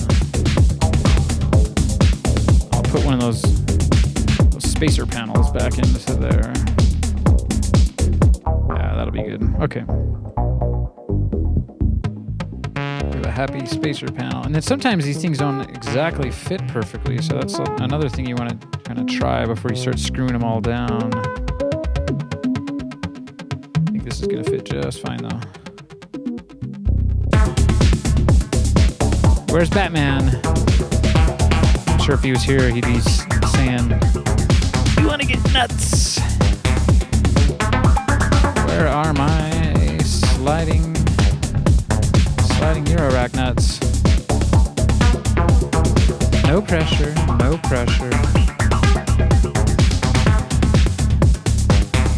All right. Oh, come on. There we go. Got it. It's a game. The EuroRack game. Oh man, looks like that's... Yeah, you want to get nuts? Yeah, we got a little bit too nuts there on that last one. There's a bit of a gap.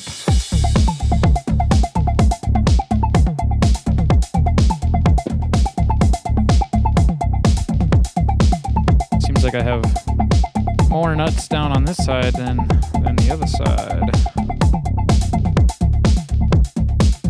Well, when you're using modules from 2 HP or modules that are 2 HP, you gotta have a lot of nuts in there.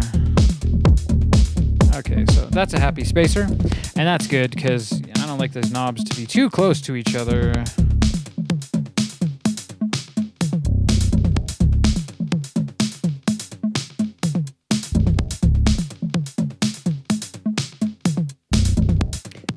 The song you just heard is Vega Starshine by Electric Archaic. That's out on all streaming platforms. You can also listen to that whole album here on YouTube. It's right there on my channel, on my homepage. I got a playlist. Oh man, I got another album coming out with, it's a collaborative album with Kiara. It's called Cotton Candy. I'm just finishing up the final mixes for that. That should be out sometime this year. It's really cool. We got some fun music videos for that. It's going to be all standard definition VHS style analog video. So you definitely want to get liked and subscribed. so you don't miss anything from me. Because you know what I say. I do it for ya.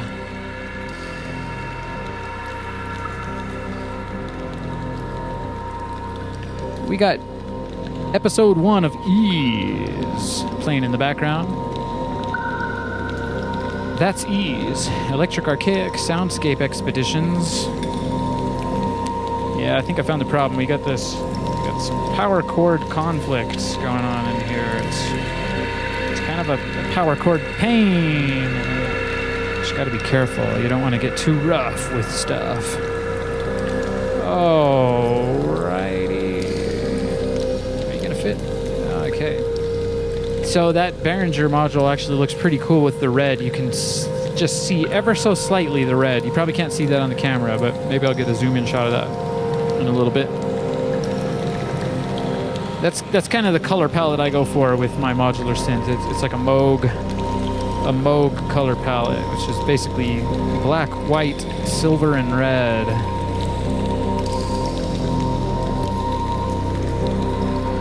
It's also kind of the Bifaco color palette as well. They do that same style. All right, I got way too many nuts there, but I can't really do much about that. Oh no, yeah, I guess I could take the screw off of here. Lessons in EuroRack patience. That's what we're doing today. So I gotta put some of these nuts. Oh man, there's too many. Dang it. Well. I might just have to be a little bit janky. That's the nature of EuroRack. You gotta get in there and redo it every now and then. As you get more modules, it gets a little bit more difficult to keep everything nice and tidy. All right. So I'm just gonna screw it in where it goes. Something should work. Again, that perfectionism, it'll get you far, but sometimes it takes too long. Okay. Yeah, I've been waiting for this for a while. Okay.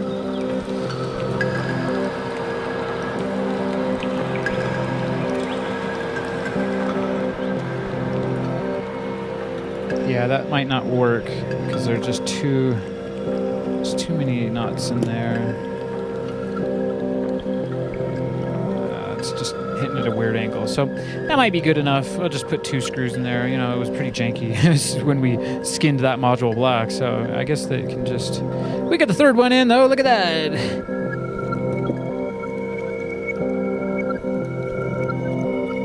Let's just try one more time. Come on. Oh, yeah, that's just not... Oh, I got it. Amazing. Oh, I love it when stuff works out. There is a big gap there. I'm not sure if you can see it. Maybe I'll turn the VHS light off here and give you a nice zoom in. I'm just gonna... Well, scoot the camera over a little bit.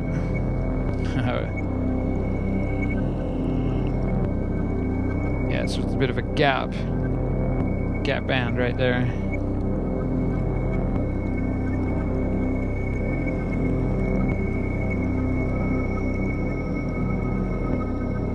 Sweet. Sorry about that bumpy video there. I gotta make that a little bit smoother, but I gotta get some wheels up. Yeah, there's a lot of workshops I do here, and I'm just showing you the ones I think will be interesting. I build all my own custom camera stands and my own custom tables and things like that.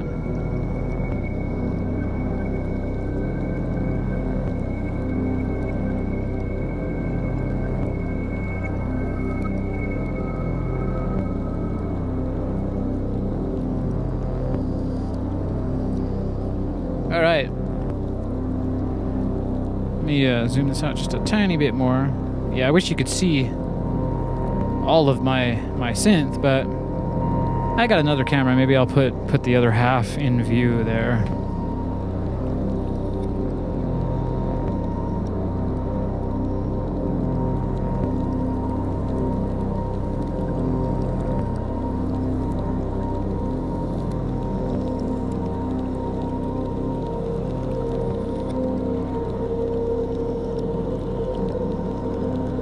there we go. I had my Tascam on the other video there. Welcome to Workshop Wednesday. For those of you who are just joining us, here's the other half of my EuroRack synth. I'm not sure if it's showing all of it. Let's see. Yeah, so you can you can kind of get the idea here. I got a lot of analog video glitchy craziness going on, which makes it kind of fun.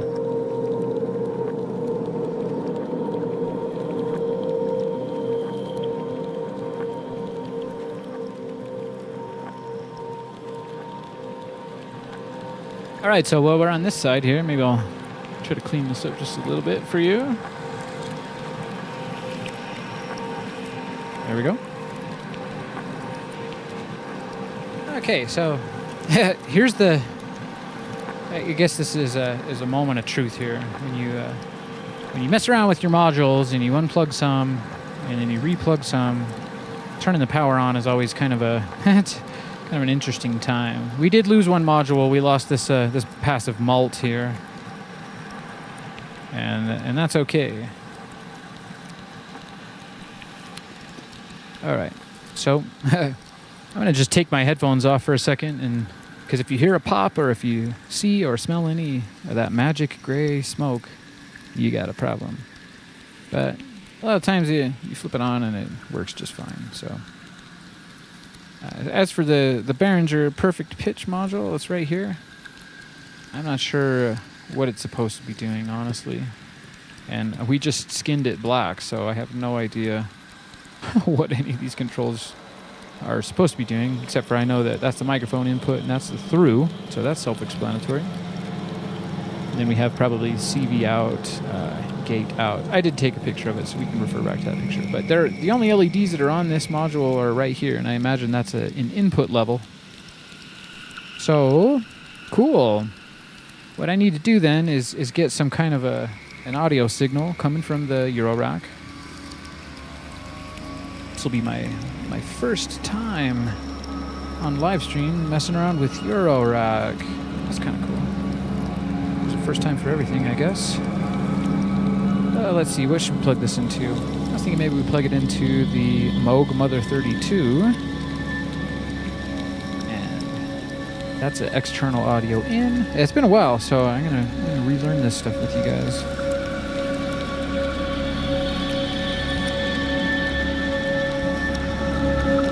I think the VCA out is the way to do it. When you get a Mother 32 or a DFAM or any of these Moog EuroRack modules, they have their own case and their own power supply, and then they have an audio output that comes out the back of the case, and that's pretty cool. But when you convert it into your own EuroRack synth, you got to use the VCA out, and that stands for voltage controlled amplifier. So we're going to make sure we turn the volume all the way down on that. Plug in here, so you should be able to hear some sound at some point. Do some quick tests here. Check my Ableton, make sure that I got that track enabled.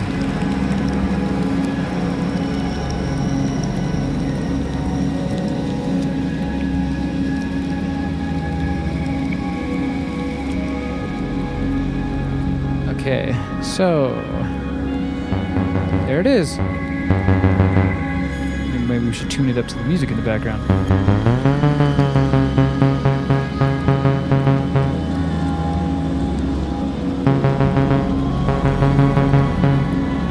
So if you've been with me before, or if you've seen on my channel, I do this show on Mondays called Mono Synth Monday, and that's all about the TB303. And I made a nice sample bank of the TB303. That's on my website.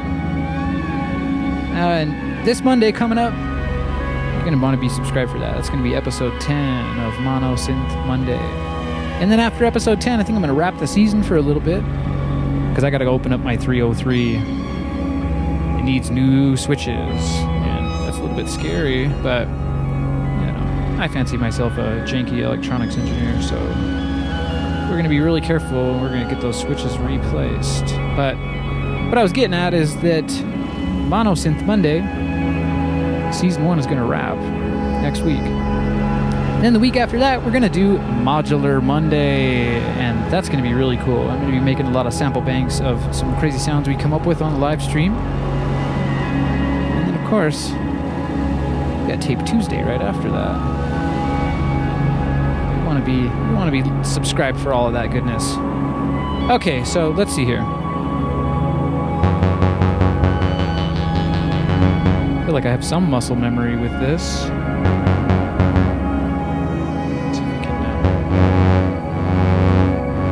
Making music with the background music. That's really cool.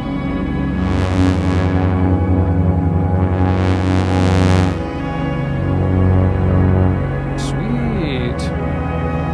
So it looks like some lights have turned on this Behringer module. That's kind of strange. We got a yellow one and a red one here. I'm not sure what that's all about, but no smoke, so that's good. And it looks like all my other modules are working. Yeah. Alright, so I gotta find a microphone here and a mic cable.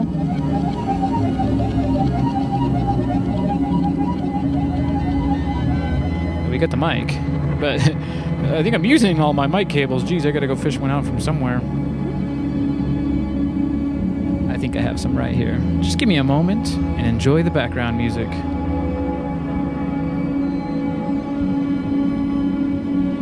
You're listening to Tiger Sky by Electric Archaic. It's currently unreleased, but I have put together an extended version of that. It's going to be coming out sometime this year.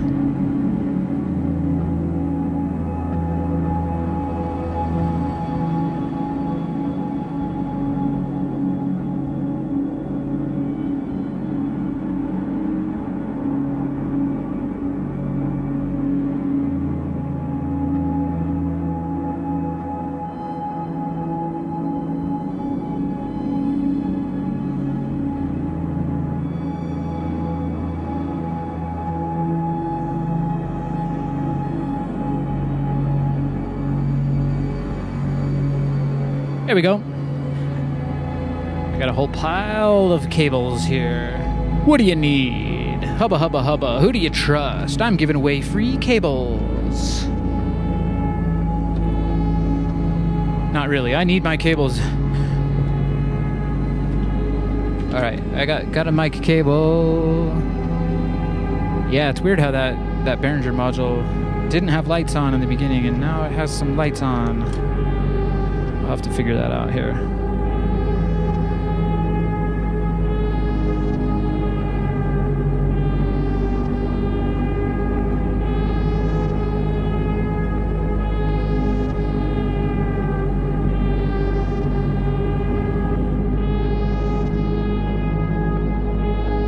It's Workshop Wednesday. Sure having a fun time here. Bringing you guys into my studio, my workshop session. It's a workshop session and a synthesizer obsession. I guess that rhymes because it's the same word.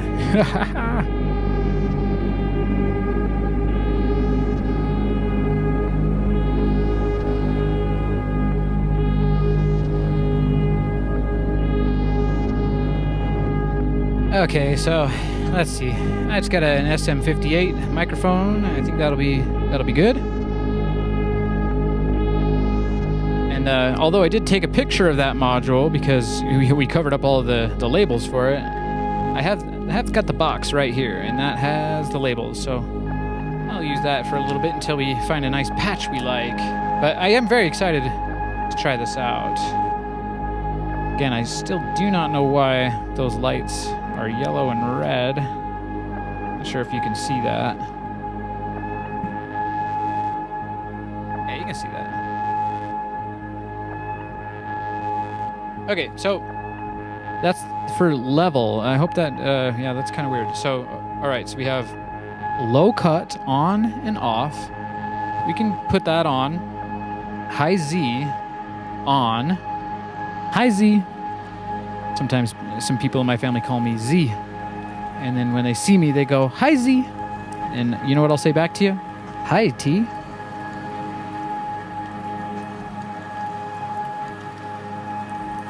You gotta love the inside jokes. At least I do. Okay, bend. I bet that's a pitch bend. You got 1 in the middle, 2 on top, and off. Yeah, that's weird. Those lights went off then. Okay, so this is gate, and this is gain. So we'll put the gain down, and we'll put the gate down. All right, this is it's a handy-dandy user manual here, with just the front of the box. Line out, CV out, and gate out. So I'm going to grab some patch cables so we can patch it into the Moog. And I'm really hoping this is a cool module. I mean, I went out on a limb with it, but it was a pretty good deal. It was an open box demo, and you know, sometimes, you know, I was just looking for cables, and then I saw this module, and I say, hey, I could use you.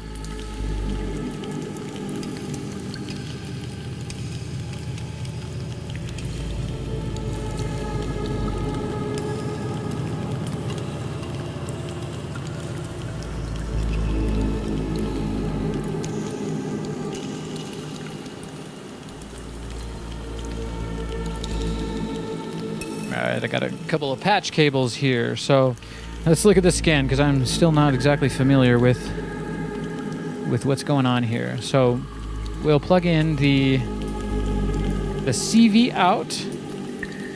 That'll go into the Moog, Mother 32. And it's been a while, so I think that's volt per octave input right there. And then the gate out is this one. Yeah, so who needs the labels anyway? So the gate out will go straight into the gate.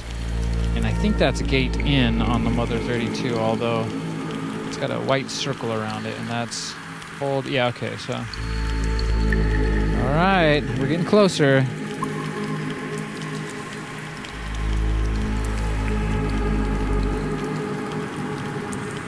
And it's gonna open up this mic cable here. It's XLR.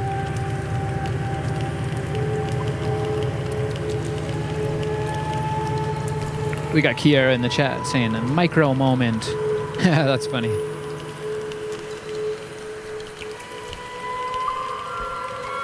All right, so we've got a microphone. I got no shortage of cables or microphones, it seems like. No, it's just funny. I got a streaming microphone that I'm talking through to ya right now. And then I'm going to have another microphone. Okay, so yeah, this is... I think this is going to be really cool. Now, let's hope it works, because we did open it up, and although Behringer didn't say that I voided my warranty, it's always a potential risk. Okay, it should just work, I imagine. Let's give another test. That's the Moog. Okay, so let me show you again. I kind of got the Moog half in one camera and half in the other one.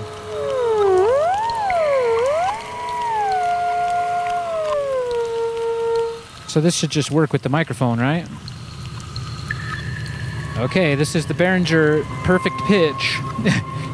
That's another reason why I skinned over it, because this is the name of it. Perfect pitch, PP1, yeah. Where's Pee Wee Herman when you need him? Okay. So, hey. Wow, it's working. Can you hear that? This is so cool. So let's see. I'm gonna have to tune. Wow, that's some real. It's doing one of those weird things where it hurts your brain because it's not tuned up. Oh, that's really cool.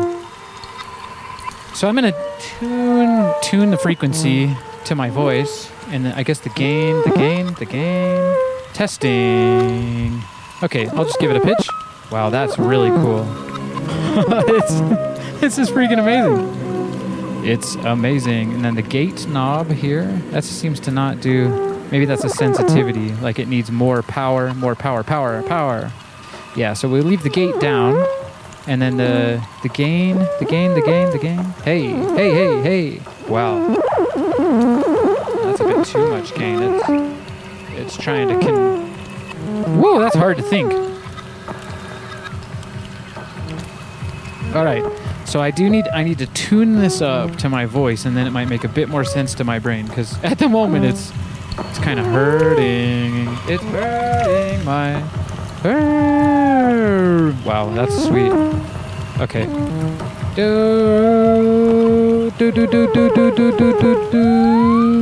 Whoa, okay, so maybe I need to octave down.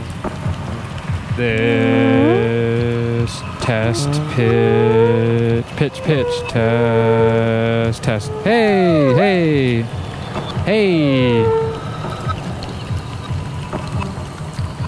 Let's give it. Wow, that's nuts. It's a bit crazier than I imagine. I need to. Wow, that's freaking me out. Okay. Whoa. Hey. And then you can drop it down. That is one of the craziest things I've ever had. The power of EuroRack. That's freaking cool. Thank you, Behringer. I really like this so far. Hey. It seems like I've gone out of tune. It's really hard for my brain. If any of you have used a microphone with latency, you'll know that your brain can't compute the delay that's happening, and I don't know. This is similar to that, but there's not really a delay, but it's freaking my brain out. Those of you who know me, I don't usually have a problem talking, but this might be more of an instrument and less of a... Maybe I just need to sing some stuff into the microphone. Okay, let's try it out.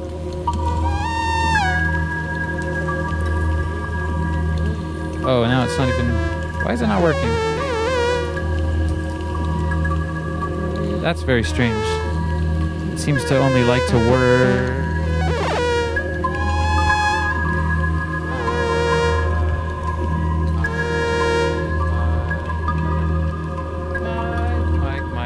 Mike. Yeah, it's really strange. It's not working. Hey, I hope it's okay. Let's see, the gate. Let's pull out the box again and see what those switches do, because we might be able to make a better patch for that. But hey, we got it working, and it matches my synthesizer, and that's what really counts. Some of these things have a strange learning curve. A strange learning curve. I really want to get a robot voice going here. Come on. Let's get some robot. Yeah, it's not really minding me.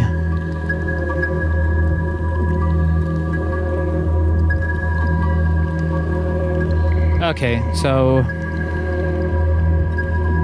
let's just have another look at the box. Line out, gain, and high Z. Let's turn the high Z off and see if that helps. Does that help me? Helps? Helper. Low cut. Maybe we take the low cut. And bend. We were on pitch bend. Pitch. Oh, okay. Here we go. Now we're getting some sound. I'm trying to tune it up. Wow, this is trippy. I'm glad it's working. Yo, everybody in the galaxy. Whoa, do. Okay, I got it tuned up.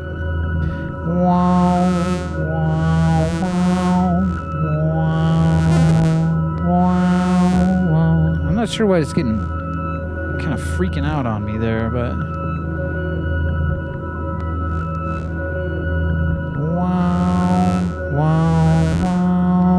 do.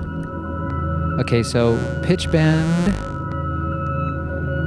is off, and then it goes off 1 2. So the low one is off. Hey, so this pitch, it's still pitch bending though. That doesn't make any sense. Okay, let's try 2. pitch bend 2, testing the pitch bend. That's really cool. So then you can mess with the filter on the synth. Are you a robot? I'm a robot. Wow. That's very, very freaky modules. Hey. Well, I gotta find some use for this now. Gain. Wow.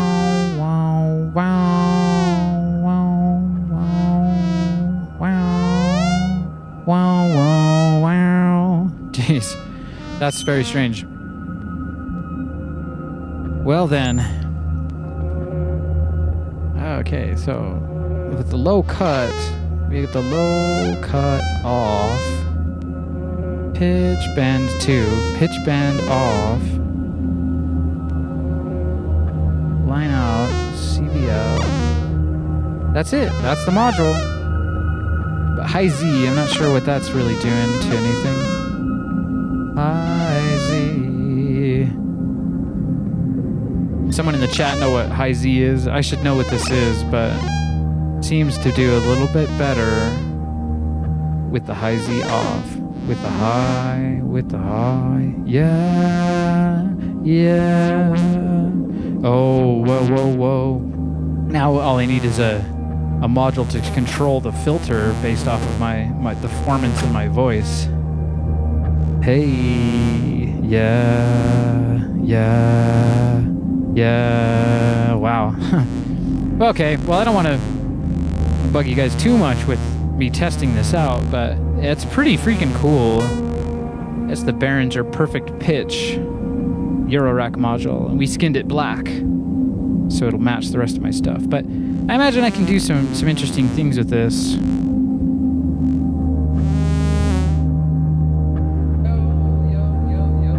Yo. Having varied results with it. A lot of these things you gotta test out and figure out what their sweet spots are. I think that's enough of that for now. All right, well, what should we do now? Maybe we should call it a day. That's been quite the workshop for me. How are we all feeling in the chat? That was a freaky workshop Wednesday. Wow.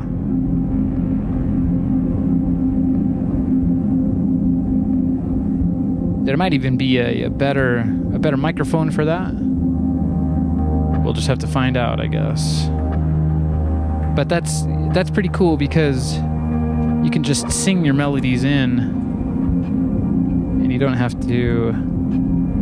That's just one. I don't know. That kind of hurt my brain a little bit. But it's also because I'm talking to you guys on the live stream.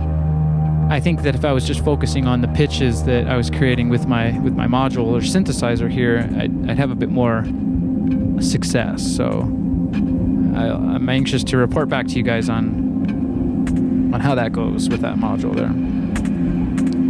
All right. We got in the chat, Master Ty. Is that how you say your name? Yeah, it's tough.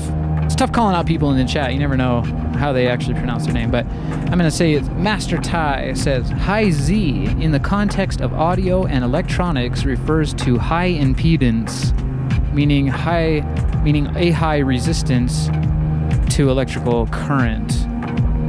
I stuck around for the whole show. Hey, thanks for sticking around, Master Ty, if that's how you say your name. I mean, my brain automatically wanted to call you Master Tiger, and maybe that's what your nickname will be here in my chat. I'm glad you stuck around for the whole show. I really appreciate that. If I can get some likes and subscribes, ooh, you know how much I'd appreciate that. Woohoo! Yeah, that was a fun show. How long did we do it for? That was about 2 hours or so. That was about 2 hours and 15 minutes. So as far as the high Z on this module, I suppose if you let me get that box again. I need to print out something, or I'll probably write with a silver Sharpie what all those functions do for that. But High Z on and high Z off. So if I have the high Z on, based off of your comment, it'd be a high impedance, so you'd have to push more gain or more signal into it, I'd imagine.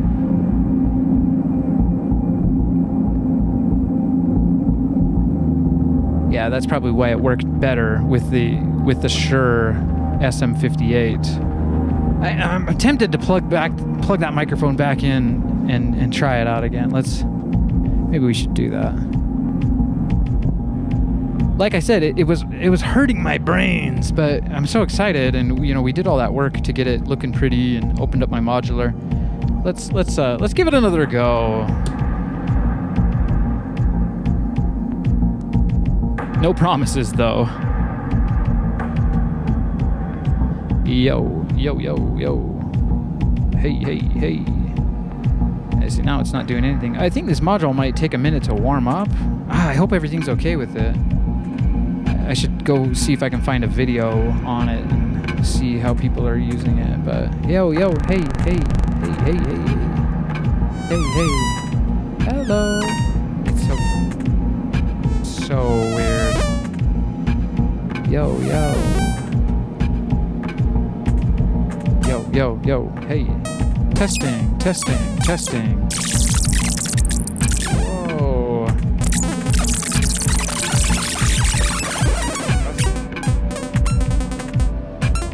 I have no idea what it's doing.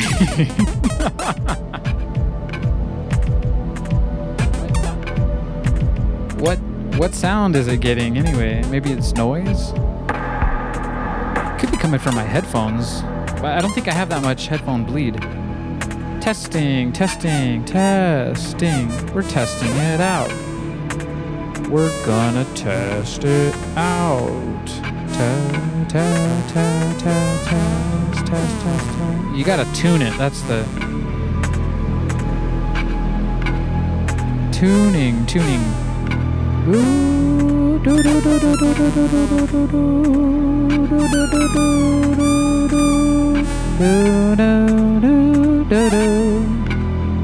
Yeah, hey.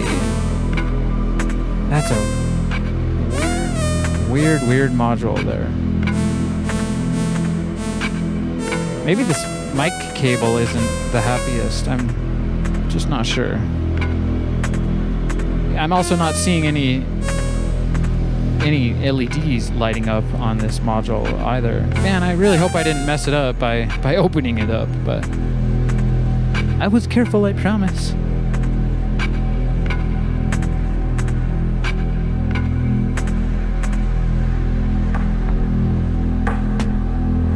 Yeah, using a guitar through this module would be pretty cool as well. You could get a nice sub bass while you're playing a cool guitar riff. I don't know how it would act with chords. I imagine it would take the dominant note. Hey.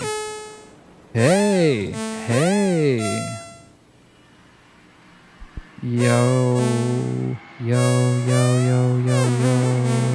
It's not really working. Come on. Now the LEDs are on. So, what is happening? Or is that the pitch bend? If you turn the pitch bend off, it turns the LEDs off. Okay, well, that's one thing. And then this middle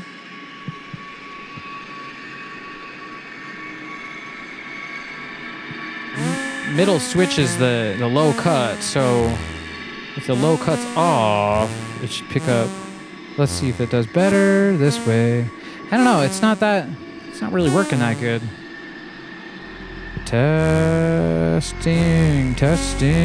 Testing. Yeah, well.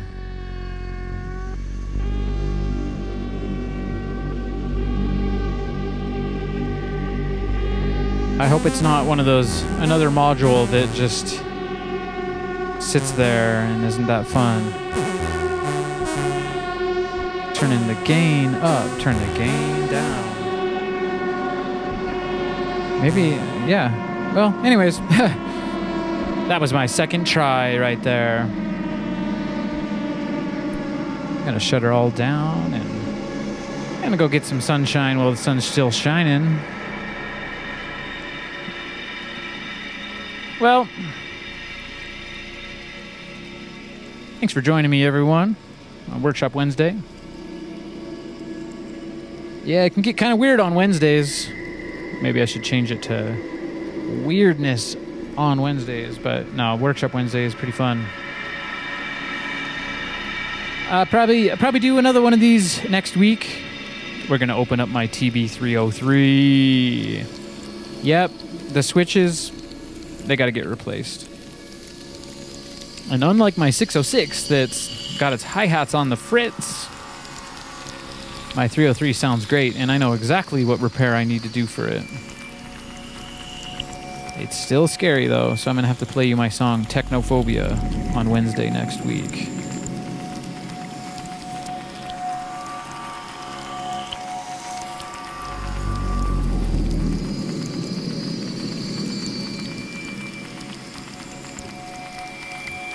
Once again, you're hearing in the background my Ease show. That's Ease, Electric Archaic Soundscape Expeditions. And if you like the vibe of that, you can find the link in the description, and you can listen to the full episode. It's cool. It's a 2 Tascams I'm DJing back and forth, but I have them overlaid on the analog video channel, so it looks like one Tascam. It's really trippy. The visuals are really, really freaking cool.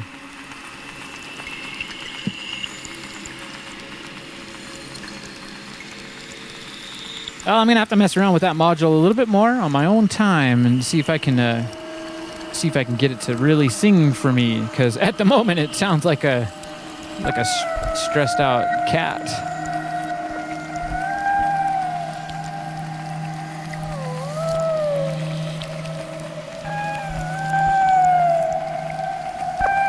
Once again, thanks to the chat crew, the chat family. We got Kiara, we got JJ Huggins, we got Master Tiger. That's my version of your username. I assume that's what you meant by I'll take it. Well, you got it, Master Tiger. That's freaking awesome. Yeah, on Monosynth Mondays, I often say that my TB-303 screams like a wild tiger.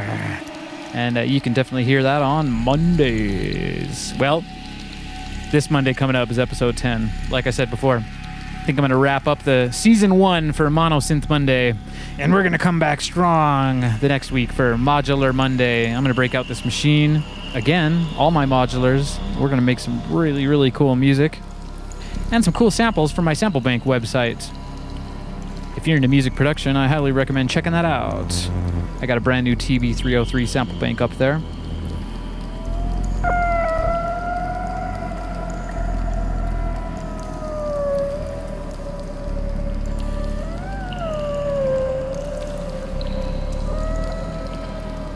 Don't forget about Friday. That's Feedback Friday. I'm going to pull out the CRT televisions. I'm going to pull out the VCRs and the VHS cameras. We're going to make some really, really interesting analog video effects. I'm going to try to upgrade all aspects of my live stream because I've been doing it for about 10 weeks now, and it's time for an overhaul. That's right. I'm going to add a video channel to that as well. So, hey, this time next week, you should be seeing my face on the TV. Look, Mom, I'm on TV. Can you believe it?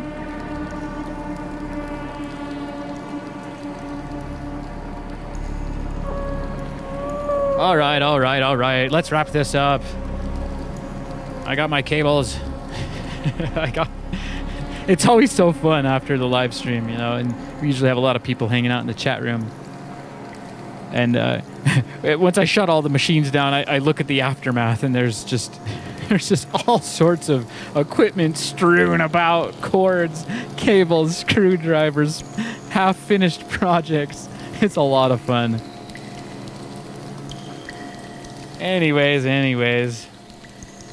Once again, I appreciate you all. Go check out that Ease show. You can check out any of my shows. You can follow me on SoundCloud. That's another thing I haven't talked about for a while. Kiara and I have some really cool back-to-back acid tech, acid house DJ mixes on SoundCloud. There should be a link in the description for that as well. Thanks for joining me on Workshop Wednesday. I love you all, and I love this planet. And I know that you love this planet too. And never forget, you're the one.